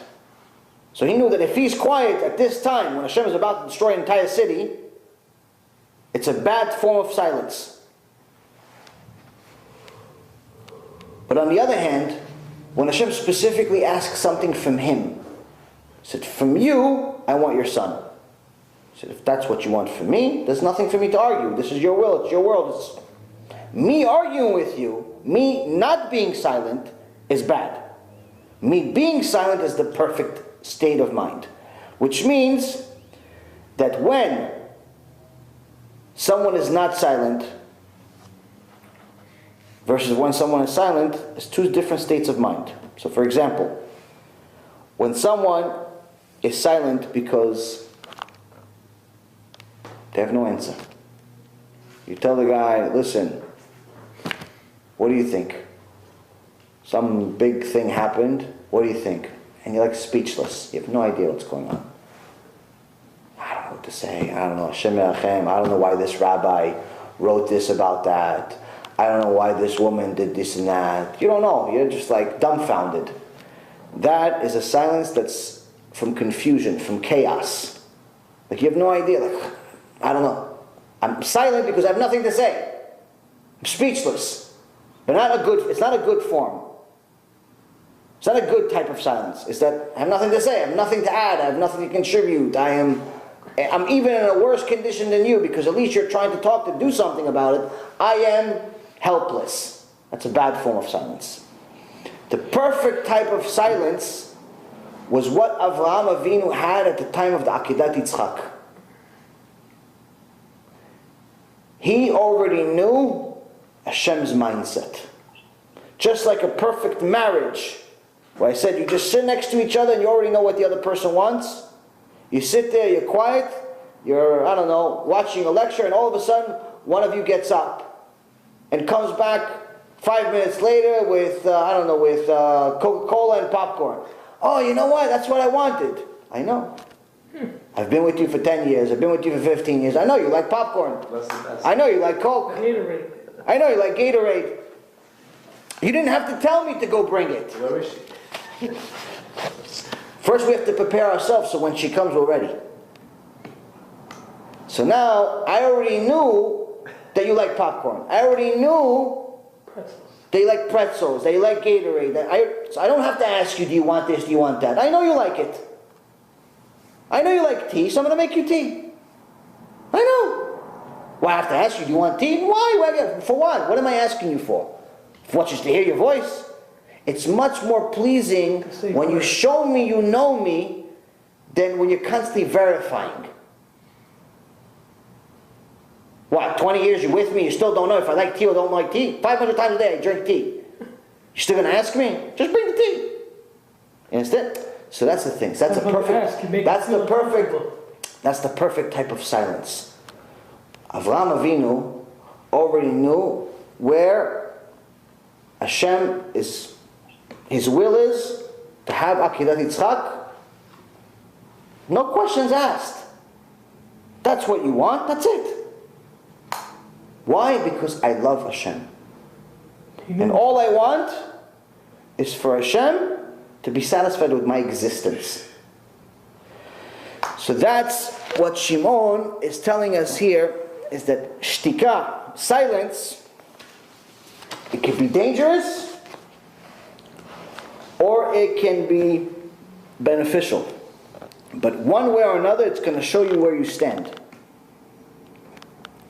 If you have constantly a dangerous form of silence, for example, you know Torah, you know that people are not allowed to drive on Shabbat, you know that people are not allowed to eat anything, they have to eat kosher, you know that people need to be modest, but you're constantly silent. You're the rabbi that doesn't say anything. You're the one that tells everybody that tzaddikim, nevonim, everything is great, everything is that. Then you also know that Hashem wrote something about you in the Torah. Et Esav saneti. Esav, I hated him. My Esav. It's a rabbi, I said. Why Esav? And as we said in the shiur, I think it was last week, most people visualize Esav as some like animal, beastie type of person. Gingy, hairy. In reality, Esav was a ben Torah. He knew Torah. His father was Gdol Ador, Yitzchak Avinu. Esav knew the entire Torah. And it says in the Torah, by the prophet Malachi, Hashem says, Esav, I hated him. It doesn't say Hashem hated Nebuchadnezzar. It doesn't say Hashem hated Haman. It doesn't say Hashem hated Paro. It doesn't say Hashem hated anyone else but Esav Saneti. Why? Esav, his father's a Gdol Ador. His grandfather's Avraham Avinu. Why you hate him? Because Esav knew the truth. Esav knew the truth and he didn't say anything. He knew you're not allowed to drive on Shabbat, but he didn't say anything when he saw his friends driving. He knew you're not allowed to eat taref, but he still gave a meal that's not kosher to his father. Instead of giving him deer, he gave him 2 dogs. He knew the truth, but he didn't do it. So if you're that rabbi, you're that friend, you're that local community leader, you're that average Jew that knows mitzvot, that knows Torah, but you're constantly silent when you're seeing everybody else preparing themselves a Gehenom with their sins, you keep your mouth shut. It says, Et Esav Saneti. Why? Because you're considered a kofir. You're considered a heretic. You're not allowed to be quiet. I'm not saying that you go around and start spearing people in the middle of the street that are driving on Shabbat. There's obviously a way to rebuke people. There's a way to tell people. You have to develop a relationship. You have to come to them a certain way. But being quiet in perpetuity is not possible if you believe in Hashem. That's a bad form of quiet.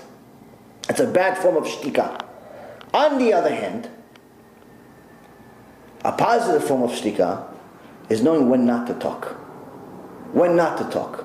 In Gemara Masechet Megillah, page 18, it says, if a word, Chazal says,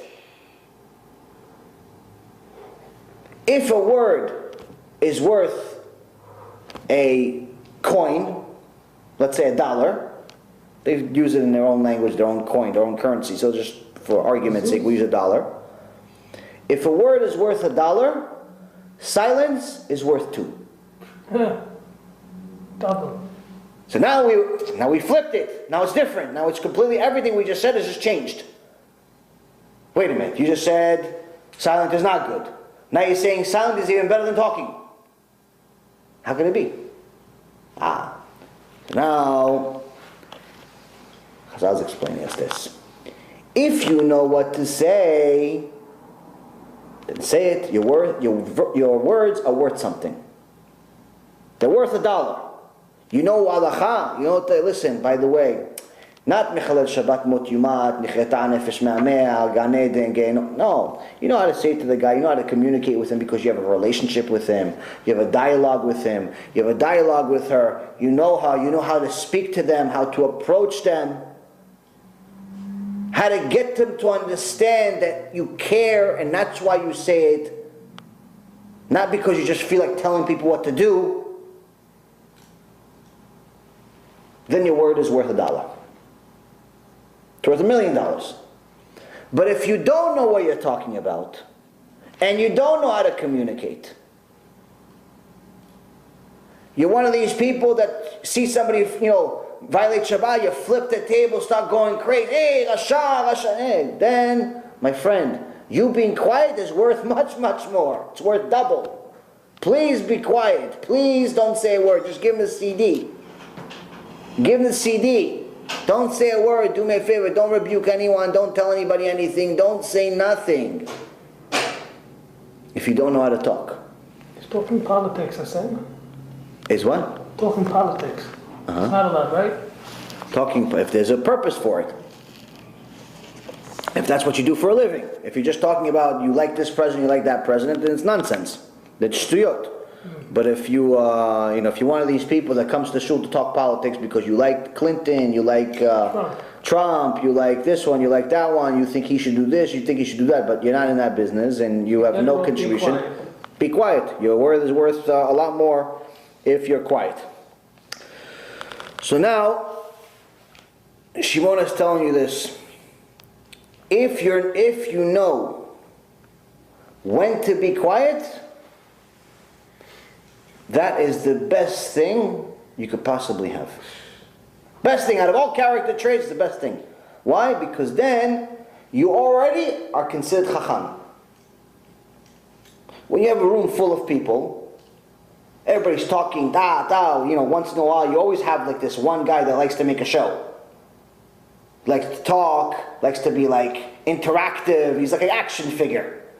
Like you say 6 words, he's like, he moves his body, and it's like all crazy. Usually you have this in like big gatherings. Somebody always likes to like be the movie star, big scene.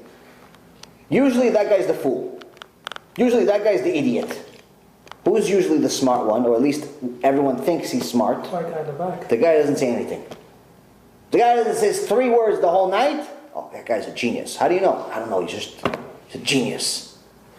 So there's a funny story, funny joke. One time, a guy goes to a bird store. He sees one tukki, one parrot, and he sees parrot, $500. Beautiful parrot from some jungle. But the one right next to it is $5,000. Looks exactly the same. And the one next to them is $15,000. Also looks exactly the same.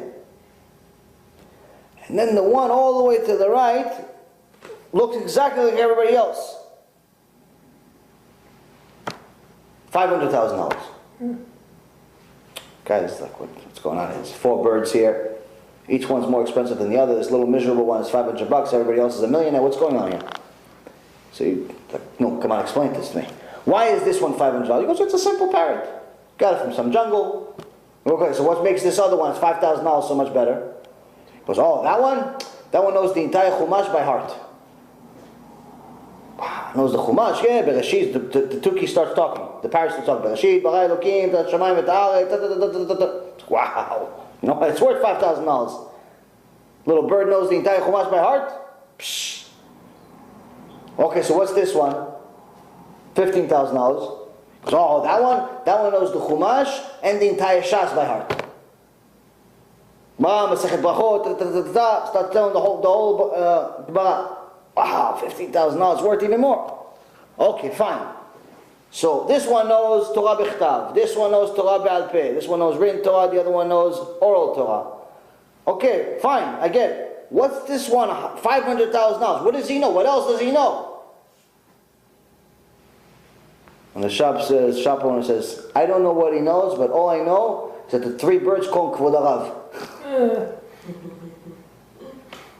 They call him Kvod Harav. So sometimes the guy that's quiet, that's the one everybody thinks is smart, and usually is. So then the next point, the Rambam says that there's 5 different types of speech. There's a speech, there's words that come out of your mouth, that's a mitzvah. That's when you have divrei Torah coming out of your mouth.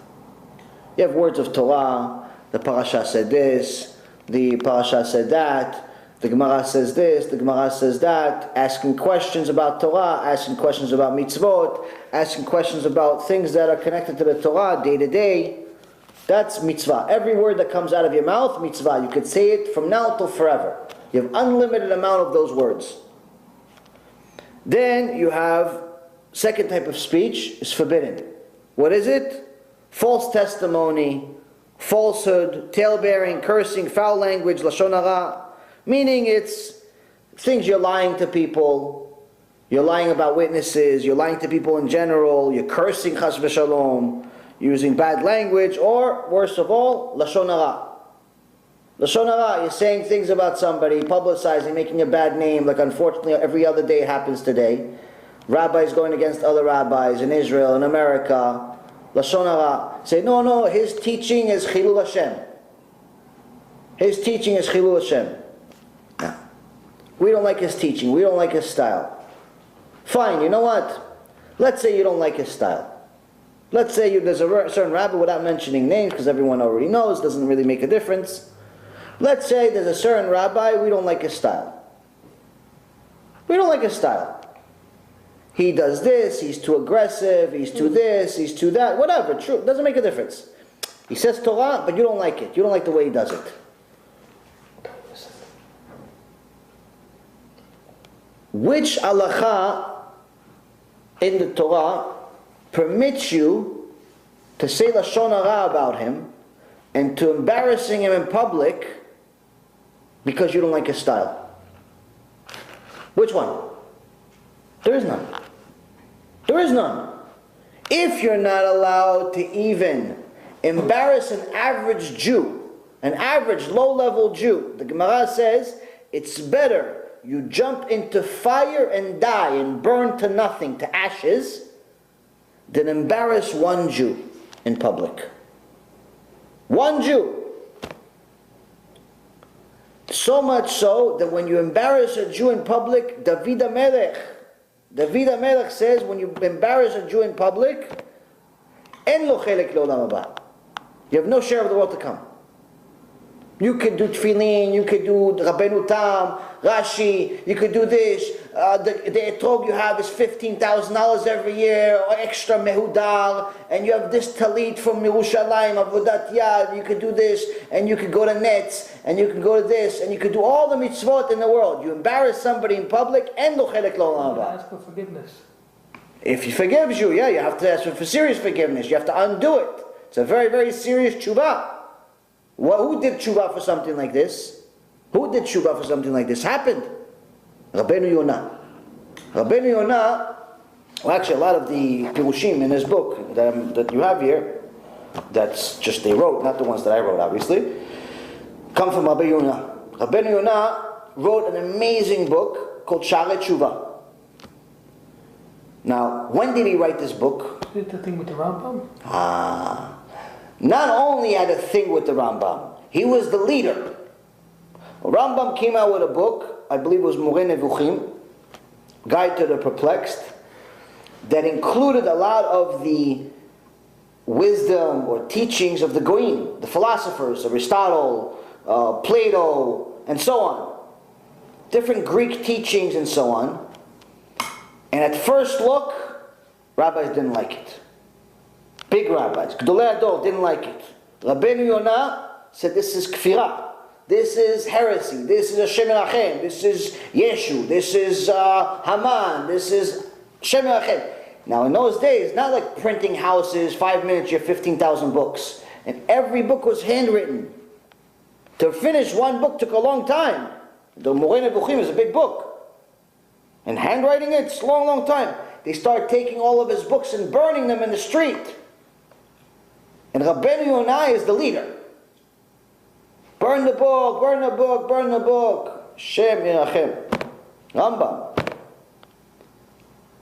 But then, Rabbeinu Yonah saw that the Goyim, shortly later, went to a kollel, went to yeshiva, start taking Gemara, start burning that too. Like, look, the Jews are burning their own rabbis' books.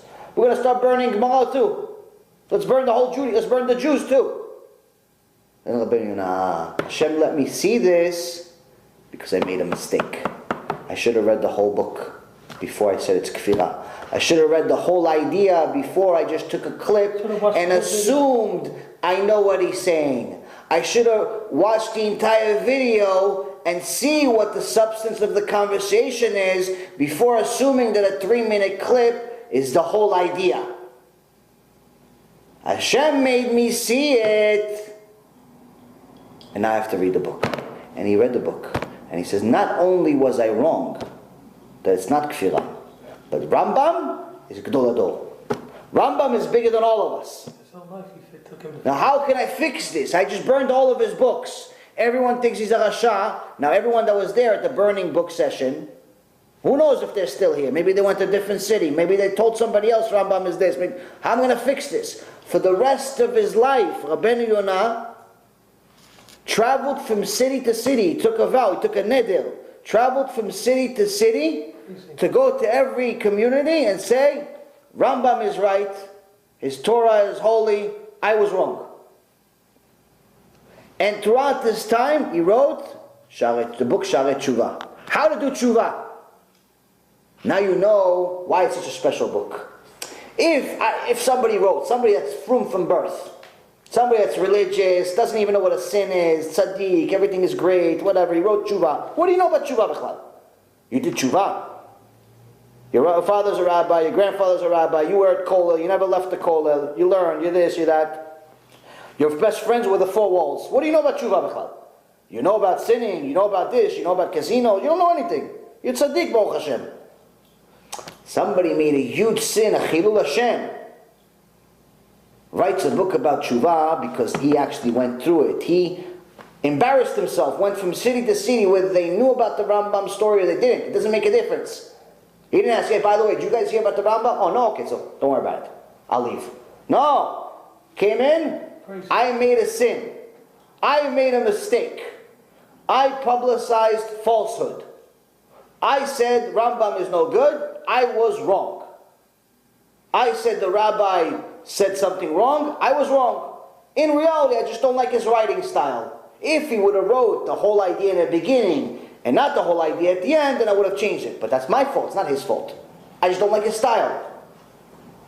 That's why. No place in the Torah says that just because you don't like somebody's style, you're allowed to embarrass him in public. You have to watch the whole video, my friend, before you conclude. Just because your style is to write the main point in the first paragraph and then explain it throughout the rest of your writing, doesn't mean that everybody else writes it that way. Other people can write once upon a time, which is completely meaningless to the end. You have to watch the whole video. You have to read the whole book. You have to talk to the person. You have to get to know them. What was behind it? You can't just jump to conclusions. And this, when you do that, the Rambam says this is forbidden talk. This is not allowed. You're not allowed to livazot anyone. You're not allowed to embarrass anyone. Same. So now, that's the thing that people don't understand. Yeah, okay, you know what? There are some people that are good, there are some people that are bad. There are some people that are kufrim, there are some people that are tzaddikim. Fine. There are some styles that work, there are some styles that don't work. Fine. But as long as it's Torah, as long as it's emet, as long as you don't have substantial proof that there's anything wrong with it, keep your mouth shut. And the worst part about it all is that you know that it has nothing to do with what he says. Why? Because there's plenty of people that say much worse things, and no one says anything. Like, for example, just today, one of my helpers sent me an article. A Reform rabbi says that the cause of all terrorism is the Torah, and we should give respect to the Quran. Reform rabbi. Meaning he calls himself a Jew. Getting worse and worse, these people. Getting worse and worse. And then you have another student sent me a picture of two of Neturei Karta in Machshimam With the Hamas. with the uniform of the Hamas. They have pictures with the leaders. Okay. So, these people, if it was the time of Sanhedrin, they would get the death penalty immediately. So you have much worse problems than somebody's style that you don't like. Be quiet. You don't like it, you like it. As long as it's true, quiet.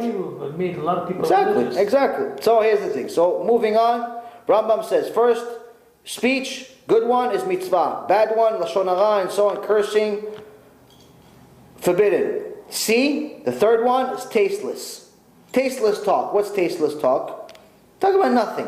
Talk about baseball, talk about cars, talking about just things that are just bad behavior in general, talking about girls, things like that's tasteless. What are you talking about it for? What toilet? What good's going to come out of this conversation you're going to have about girls, about cars, about politics? What's going to come out of it? What, are you going to be a politician tomorrow?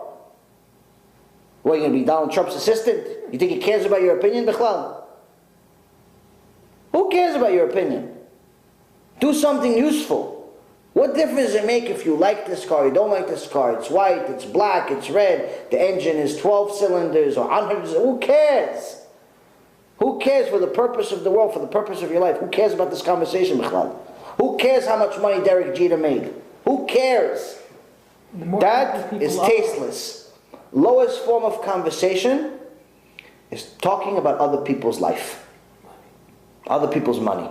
Now if you're talking about other people's life to learn from it, meaning you're talking about Sipurei Tzadikim, you're talking about the life of the Baal Shem Tov, you talk about the life of Rabbi Akiva, the life of Rashi, you learn about their midot, you learn about their sacrifices, you learn about their mesirut nefesh. Okay, you can learn something from there. But to learn that Magic Johnson got AIDS 20 years ago and he's still alive somehow, what are you going to learn from there? All you're going to learn is the system is corrupt and they really have the cure for AIDS. That's what you're going to learn. What are you going to learn from that? What are you going to learn from that?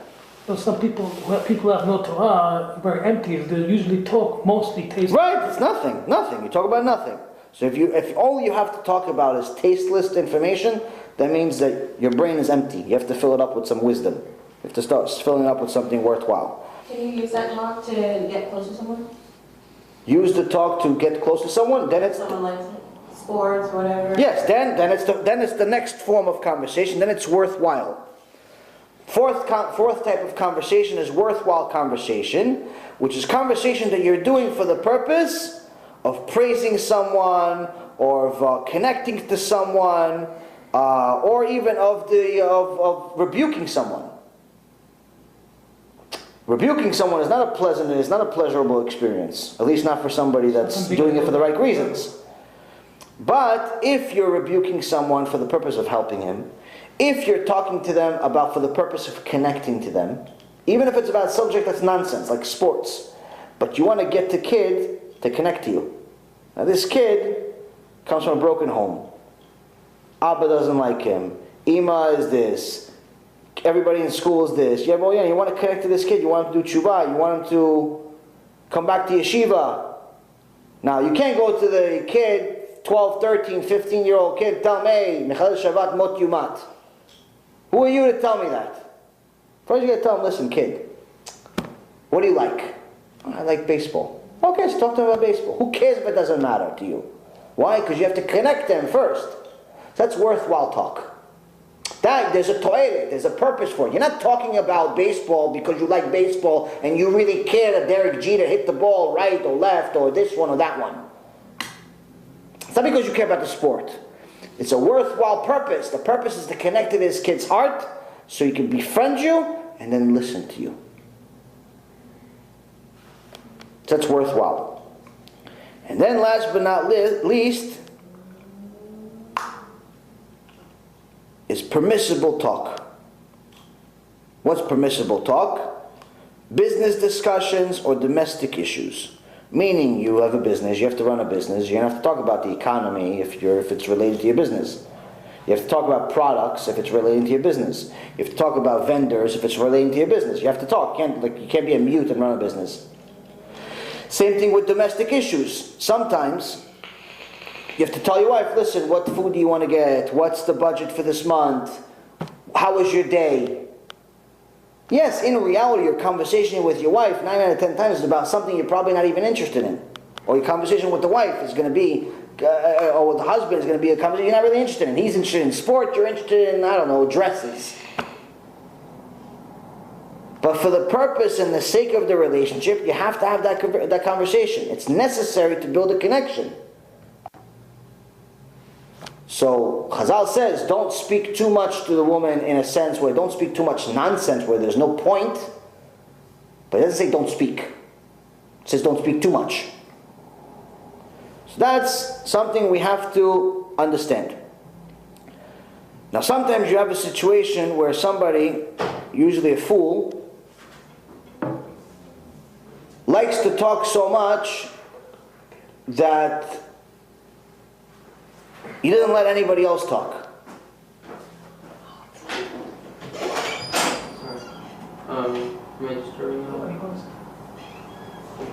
He doesn't let anybody else talk. So it was one time, you want to have a seat? Do you like 2 quarters at all? We're in the middle of a shiur. Yeah, I'm sorry.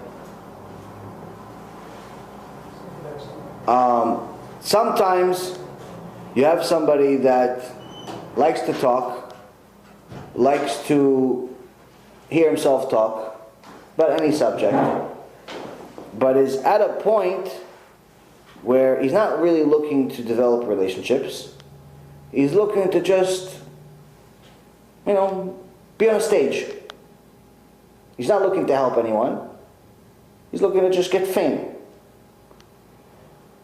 On someone like that, there was one time a story.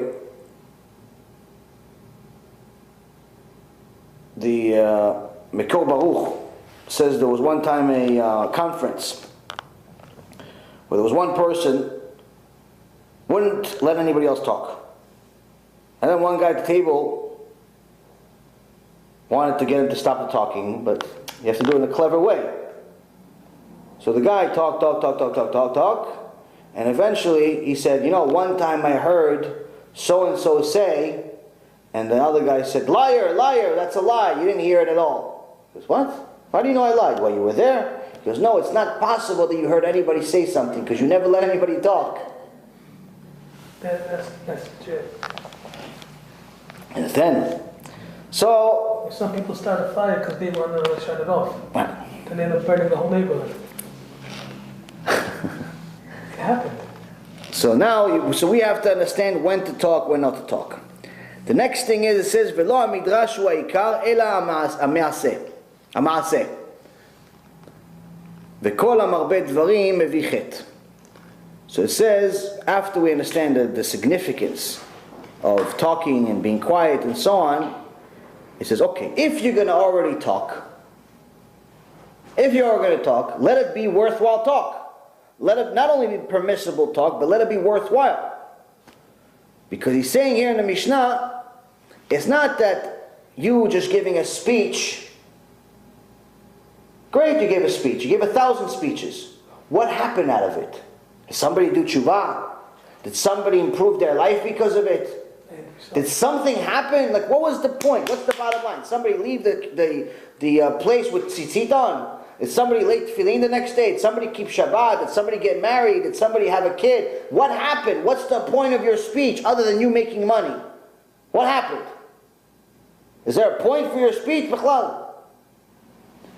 If someone doesn't consider this part of the Mishnah important, they could be a speaker speaking 15,000 lectures in their life with not one purpose, not one point, not one reason for them, not one contribution to the world.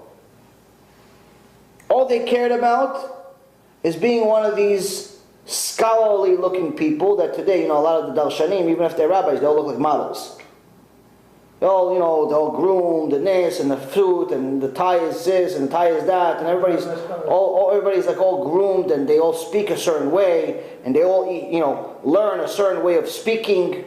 You have to say this, you have to say that, you have to say, you have to order, and you have to make sure you mention the Mishnah, you have to make sure this, you have to make sure, and sometimes they'll give you a certain sheet so you can follow it.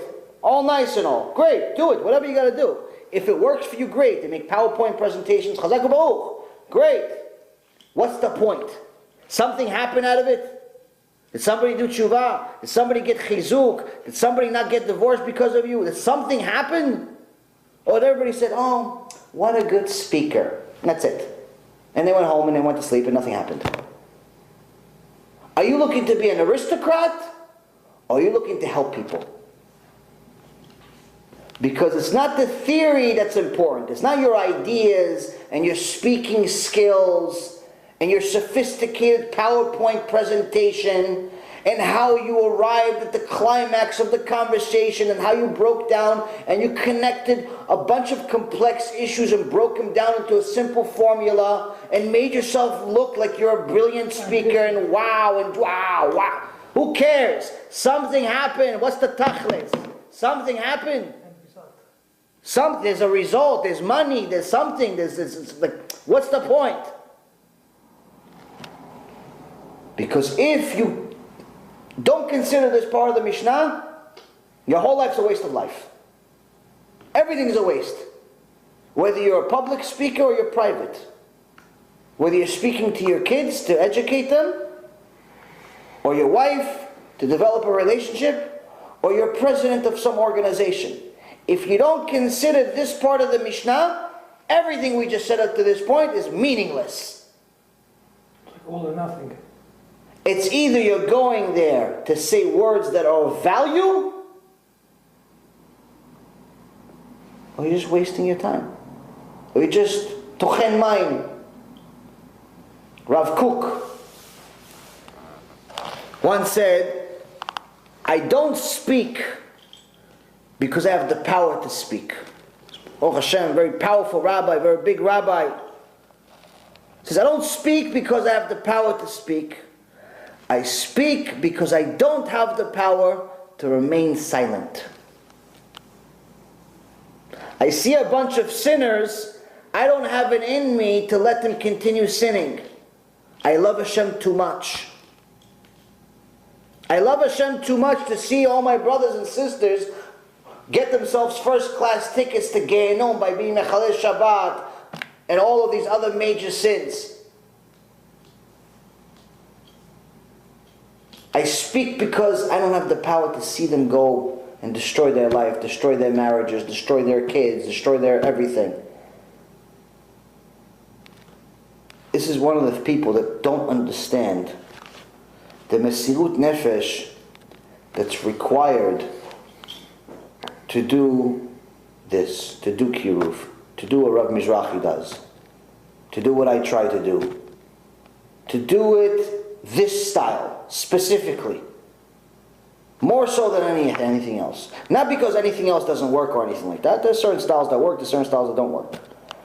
But this style, Baruch Hashem, when you're teaching people the entire Torah, you're teaching them the nice things, the not so nice things, the Yirah and the Ahava, you also gain yourself a lot of haters. You get yourself a lot of people that don't necessarily like you, but 50, 100-fold more people that love you and do TeShuva and convert and do everything good.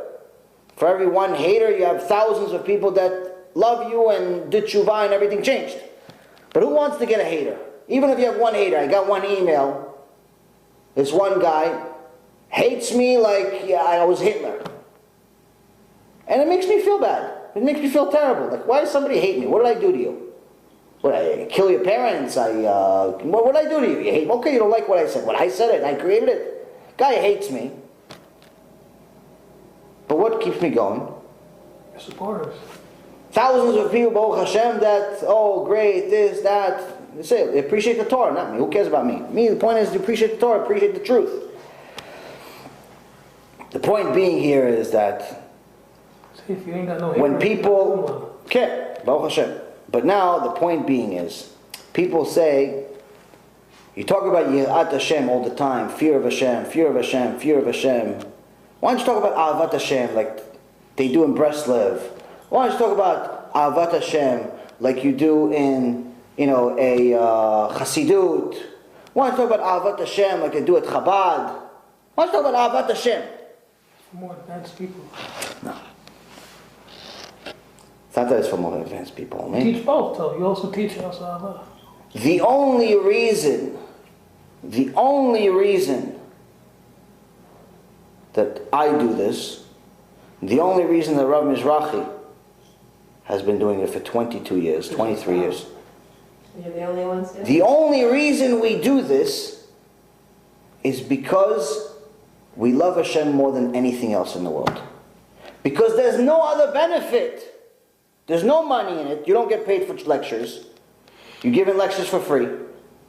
You have, once in a blue moon, you get a donation. The millionaire is going to build 15 bet knesses before he sponsors 1,000 CDs. And it's not like you keep the CDs, you give them out to people, it's free. It's not like you keep the books to you. I have a collection of books. You give them the books for free. All the stuff costs money. The millionaire is going to support $50,000 Hanukkah party before he gives you a $500 check to help you survive the month. There's no money in it. You don't charge money for lectures. You have guys that wrote a book, so they charge $15,000, $20,000 a lecture. No one ever did tshuva from that guy's lecture, but they're still going to pay him $15,000 for the lecture. No one ever even got a chizuk for him, but he's still going to pay him $15,000 for a lecture. You go from different places every day to give lectures for free, not $1 you charge. If somebody wants to donate, they donate, but you don't charge. So there's no money in it. On top of that, you have a bunch of people that don't like you. Especially people that are supposed to be your friends, like other rabbis. What do? Instead of helping you, they take your CDs, they throw them in the garbage. They argue in the lecture. They argue with you in the middle of the lecture. They get into debates with you for no reason. They write letters about you and publicly embarrass you. Meaning that the only benefit of actually doing this is a connection to Hashem because you love Him. That's it. There's no other else. Yes, it's nice to help people, but it's not enough. It's not enough. Why? Because the more people you help, the more complainers you have also. Some people are also ungrateful. You help them do tshuva, you help them save their marriage, their whole life improves, everything is great. Somebody asks them, oh, who helped you do tshuva? No, I did it by myself. They don't even give you the credit Ungrateful. for anything. Not that you're looking for credit, but the point is somebody asks you a question, who helped you do tshuva? Say, listen, Yaron maybe helped you do tshuva, Rabbi Zaki helped me do tshuva, whatever. Whoever helped you do tshuva. Well, you did it by yourself. Well, you were born a monkey and now all of a sudden you became a human by yourself. You didn't know anything, all of a sudden you discovered, you didn't read a book, you just got enlightenment, you got Ruach HaKodesh. Who influenced you? Or you have worse. You have people, you help them do tshuva, and they go against you. All of a sudden, no, he doesn't know what he's talking about. What do you mean he doesn't know what he's talking about? He helped you do tshuva.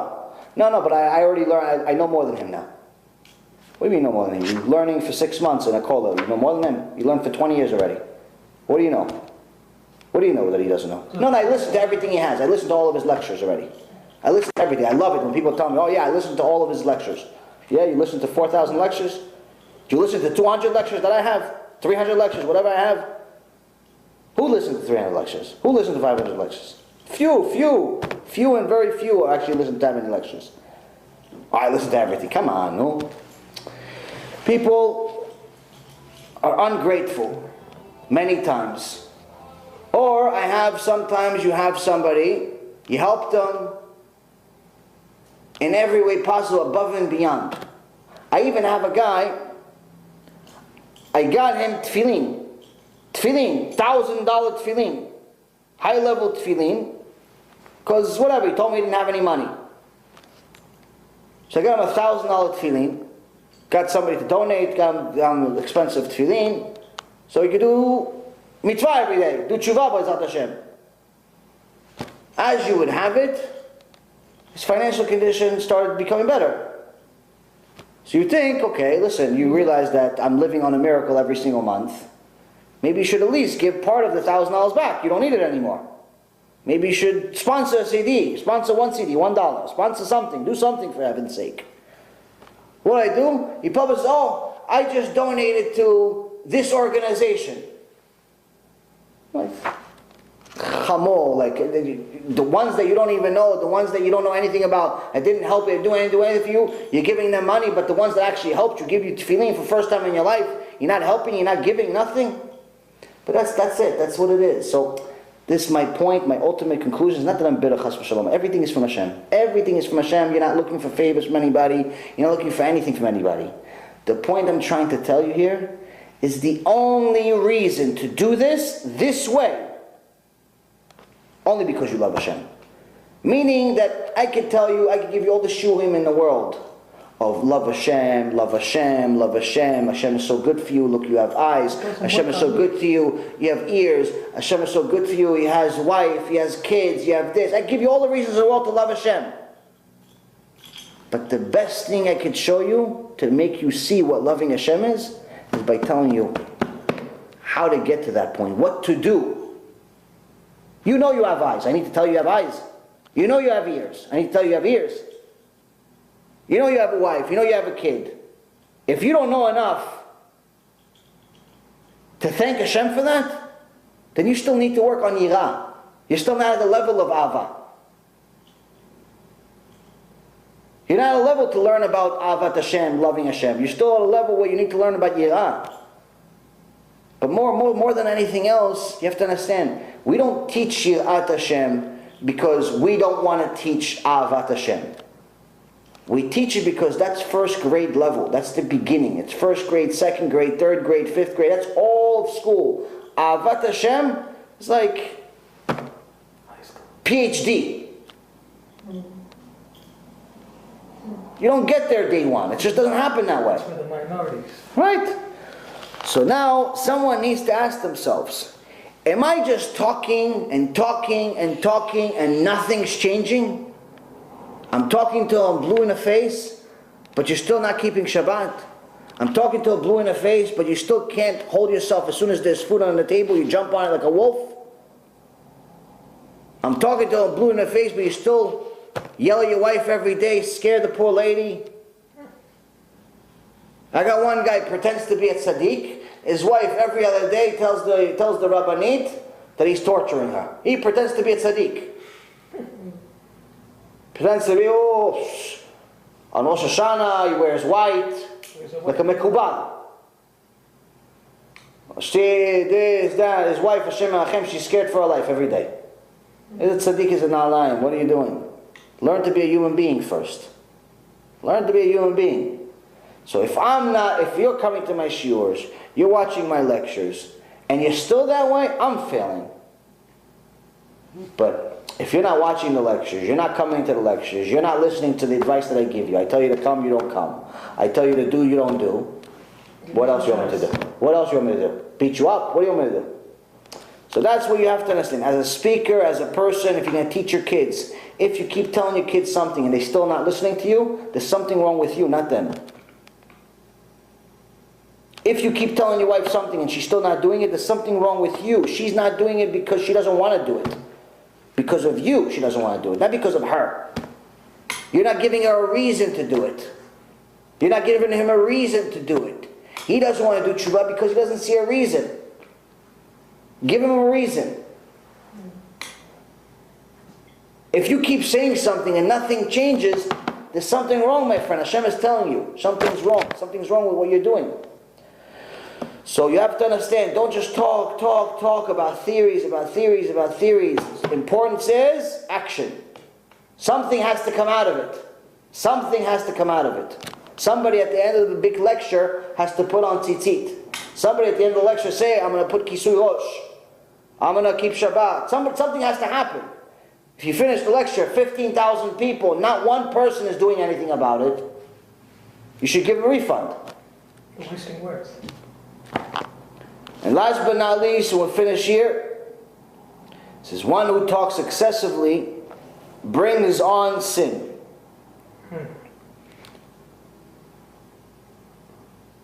When somebody is talking, but there's really no point. There's no point for what they're saying. It's only a matter of time before their idle talk, their talk that's like meaningless, that's low quality, where the Rambam called it tasteless.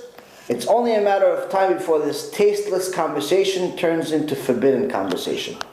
It's only a matter of time before you turn this talk about other people's money into talk about jealousy, and to talk about envy, and to talk about things you're not allowed to talk about.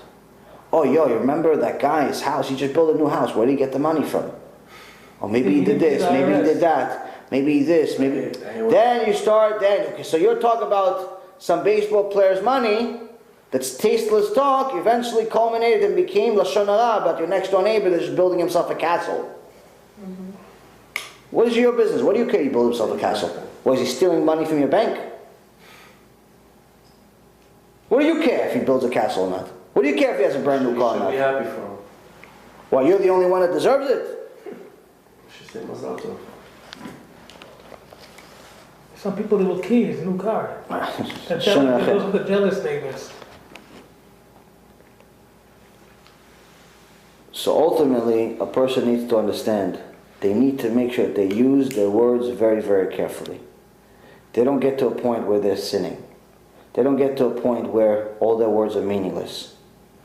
And if someone really, really wants to do the will of Hashem, they're going to study an enormous amount of Torah and get to a point where the only thing they think about or talk about is Torah. Oh, you see in this week's parasha, that happened? Oh, you see in this Mishnah, that happened? You see this halakha, what does it say? You see this? Your mind starts to work in a certain way where the only thing you're talking about, interested about, thinking about is Torah, is the will of Hashem. And about that they said in the Gemara Masechet Chagiga, one sharp pepper is sharper than a basket full of melons. Rava was comparing Shmuel, who was an Amora, to all the Tanaim. Tanaim were bigger than him. Tanaim were before him. So we go based on, to Tanaim and then Amoraim, meaning that you can't, if the Tana says this is the halakha, the Amora can't say he's wrong.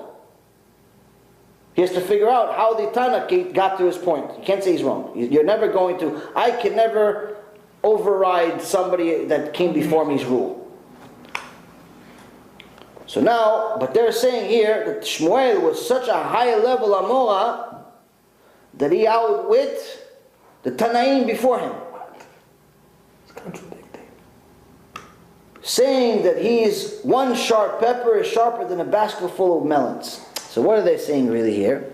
Rava is saying the way that Shmuel explained and broke down his argument was sharp, to the point, and you can't go against it. Whereas the ones before him, specific ones, not all of them obviously, specific ones that argued before it, didn't explain it as sharply. It was more vague. It was debatable. It wasn't like as good. So Tim, he's a little guy. It's like a little pepper. But that little pepper is much, much more spicy than even if you have a whole room full of watermelon. Because a watermelon is never going to be spicy. It doesn't matter if you have one, or you have two, or you have 1,000. It's still going to be sweet. This little pepper is going to cause all the action. Why? Because Da'at Torah. He's connected, he's glued, he's zealous. You can have all these big rabbis in the world, and I always tell everybody something I don't understand. To this day, every day, it's amazing to me that people listen to my shulim. It's amazing to me. I don't know how. I don't know. Listen, I don't know what kind of schut I have that people listen to my shulim, do tshuva, all that stuff. It's amazing to me. And this guy, it's a Ben Torah, told me yesterday, he goes, why is it so surprising? You learn Torah, you say it. I'm like, yeah, a bunch of people know a lot more Torah than I do. People go to yeshiva for 20 years, 25 years, 50 years, a million years. Their whole life they're eating in the yeshiva. Why do tshuva? A few years ago, how is it that I'm teaching and I'm getting a result and this guy is teaching 25 years, not one guy did tshuva? They're teaching the truth. Point is, he said this.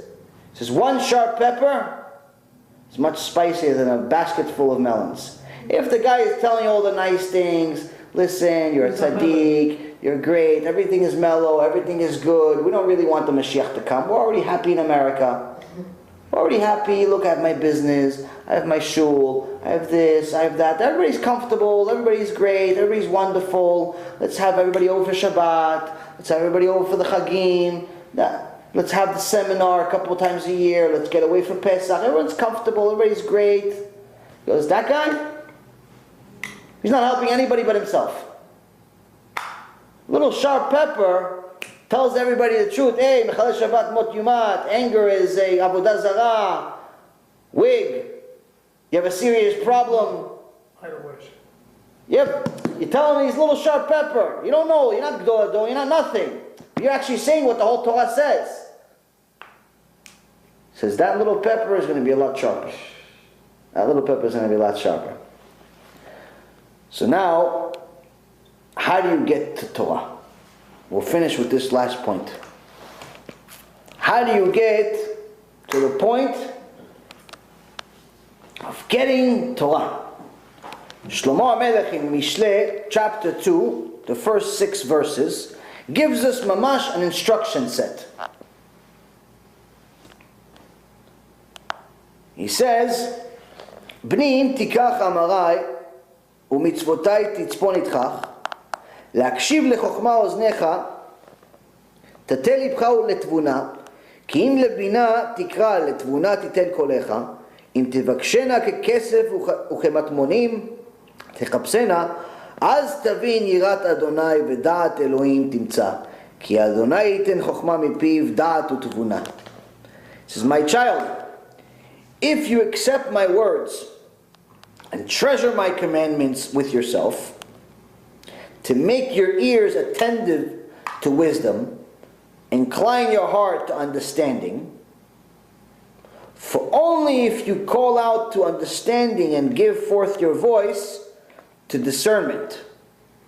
So first he's telling you, you want to have a relationship with me, you want me to give you Torah. First and foremost, you have 2 ears, 1 mouth. Listen at least double the amount that you speak. Following with this Mishnah of knowing when to be quiet. Sometimes you have people come to a shiur, not because they want to listen to the shiur, but they want to bother the guy and tell him how much they know. They come to the shiur and every 2 seconds, yes, but you know, ta-ta-ta-ta-ta. Okay, but it has nothing to do with your shiur, what you're saying. Oh, okay, great. 5 minutes later, yeah, but you know, ta-ta-ta-ta. Okay, great, but that also doesn't have anything to do with the shiur. And he just came to the shiur just to show everybody else that he also knows. Because no. You want Torah, you want wisdom, first and foremost do what I say. Fulfill the mitzvot, work on your midot, and listen double the amount of time that you hear, that you speak. Be attentive to wisdom. You come to shiur Torah, come to listen. Don't come to speak. Next thing he says, if you seek it as if it was silver, if you search for it as if it were hidden treasures, then you will understand the fear of Hashem and discover the knowledge of God. He says, you want Torah? You have to understand Torah is the biggest treasure there is. Unfortunately, most people don't know it. They just think it's a book. They just think it's nice. They just think it's interesting. But they don't think it's the answer to everything. They don't think it's the treasure above all treasures.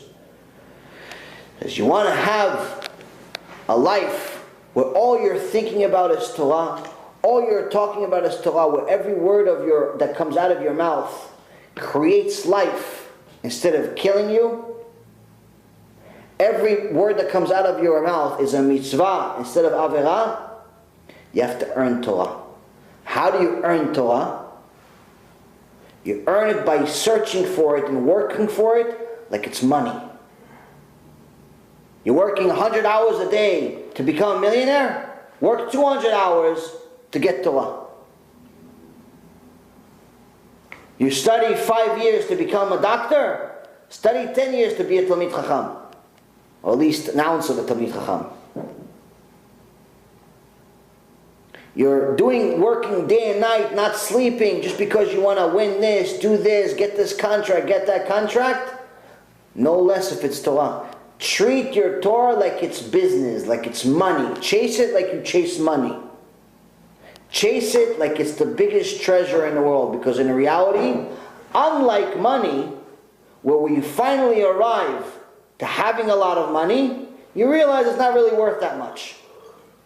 With Torah, you'll see it really is the treasure. Now if I didn't have money and I told you this, You'd say, what do you know about money? But I can tell you from experience, I had a bunch of money. And finally, when I arrived at all this money, I realized, every lavalim, it's all worthless. Not sweet like It's all nonsense. It's all waste. It's all headaches. It's all fake. But when I arrived at Torah, from the minute I discovered what Torah was, I already knew it was sweet. When finally I'm starting to get to a point where I'm starting to learn a few things, it's like, this is the treasure. It won't disappoint. And that's what Shlomo Melech is telling you here. For Hashem grants wisdom from His mouth, come knowledge. If you really want Torah, chase it like it's money, chase it like it's treasure, work for it. But in reality, Hashem will give it to you. It's not because you eventually became smart because of your work. It's that you eventually became a Talmid Chacham because Hashem says, you want it bad enough? I'm going to press the button and put it in you. I'm going to put the Torah in you. All of a sudden you understand the Chidush. All of a sudden you understand what it meant. All of a sudden you are the little pilpil. You are the little pepper that makes all the watermelons around that's doing nothing for 25 years. You're making them question themselves. It doesn't make sense. It doesn't make sense. But it makes all the sense in the world because it's in the Torah. Any questions? Baruch Adonai Le'olam, Amen ve'Amen. B'ezrat Hashem, we'll have a shiur tomorrow in New York. So in a few hours after I go to New York, we have a big shiur tomorrow. B'ezrat Hashem, there's going to be a lot of people. Lisa, you want to use the bathroom? I want to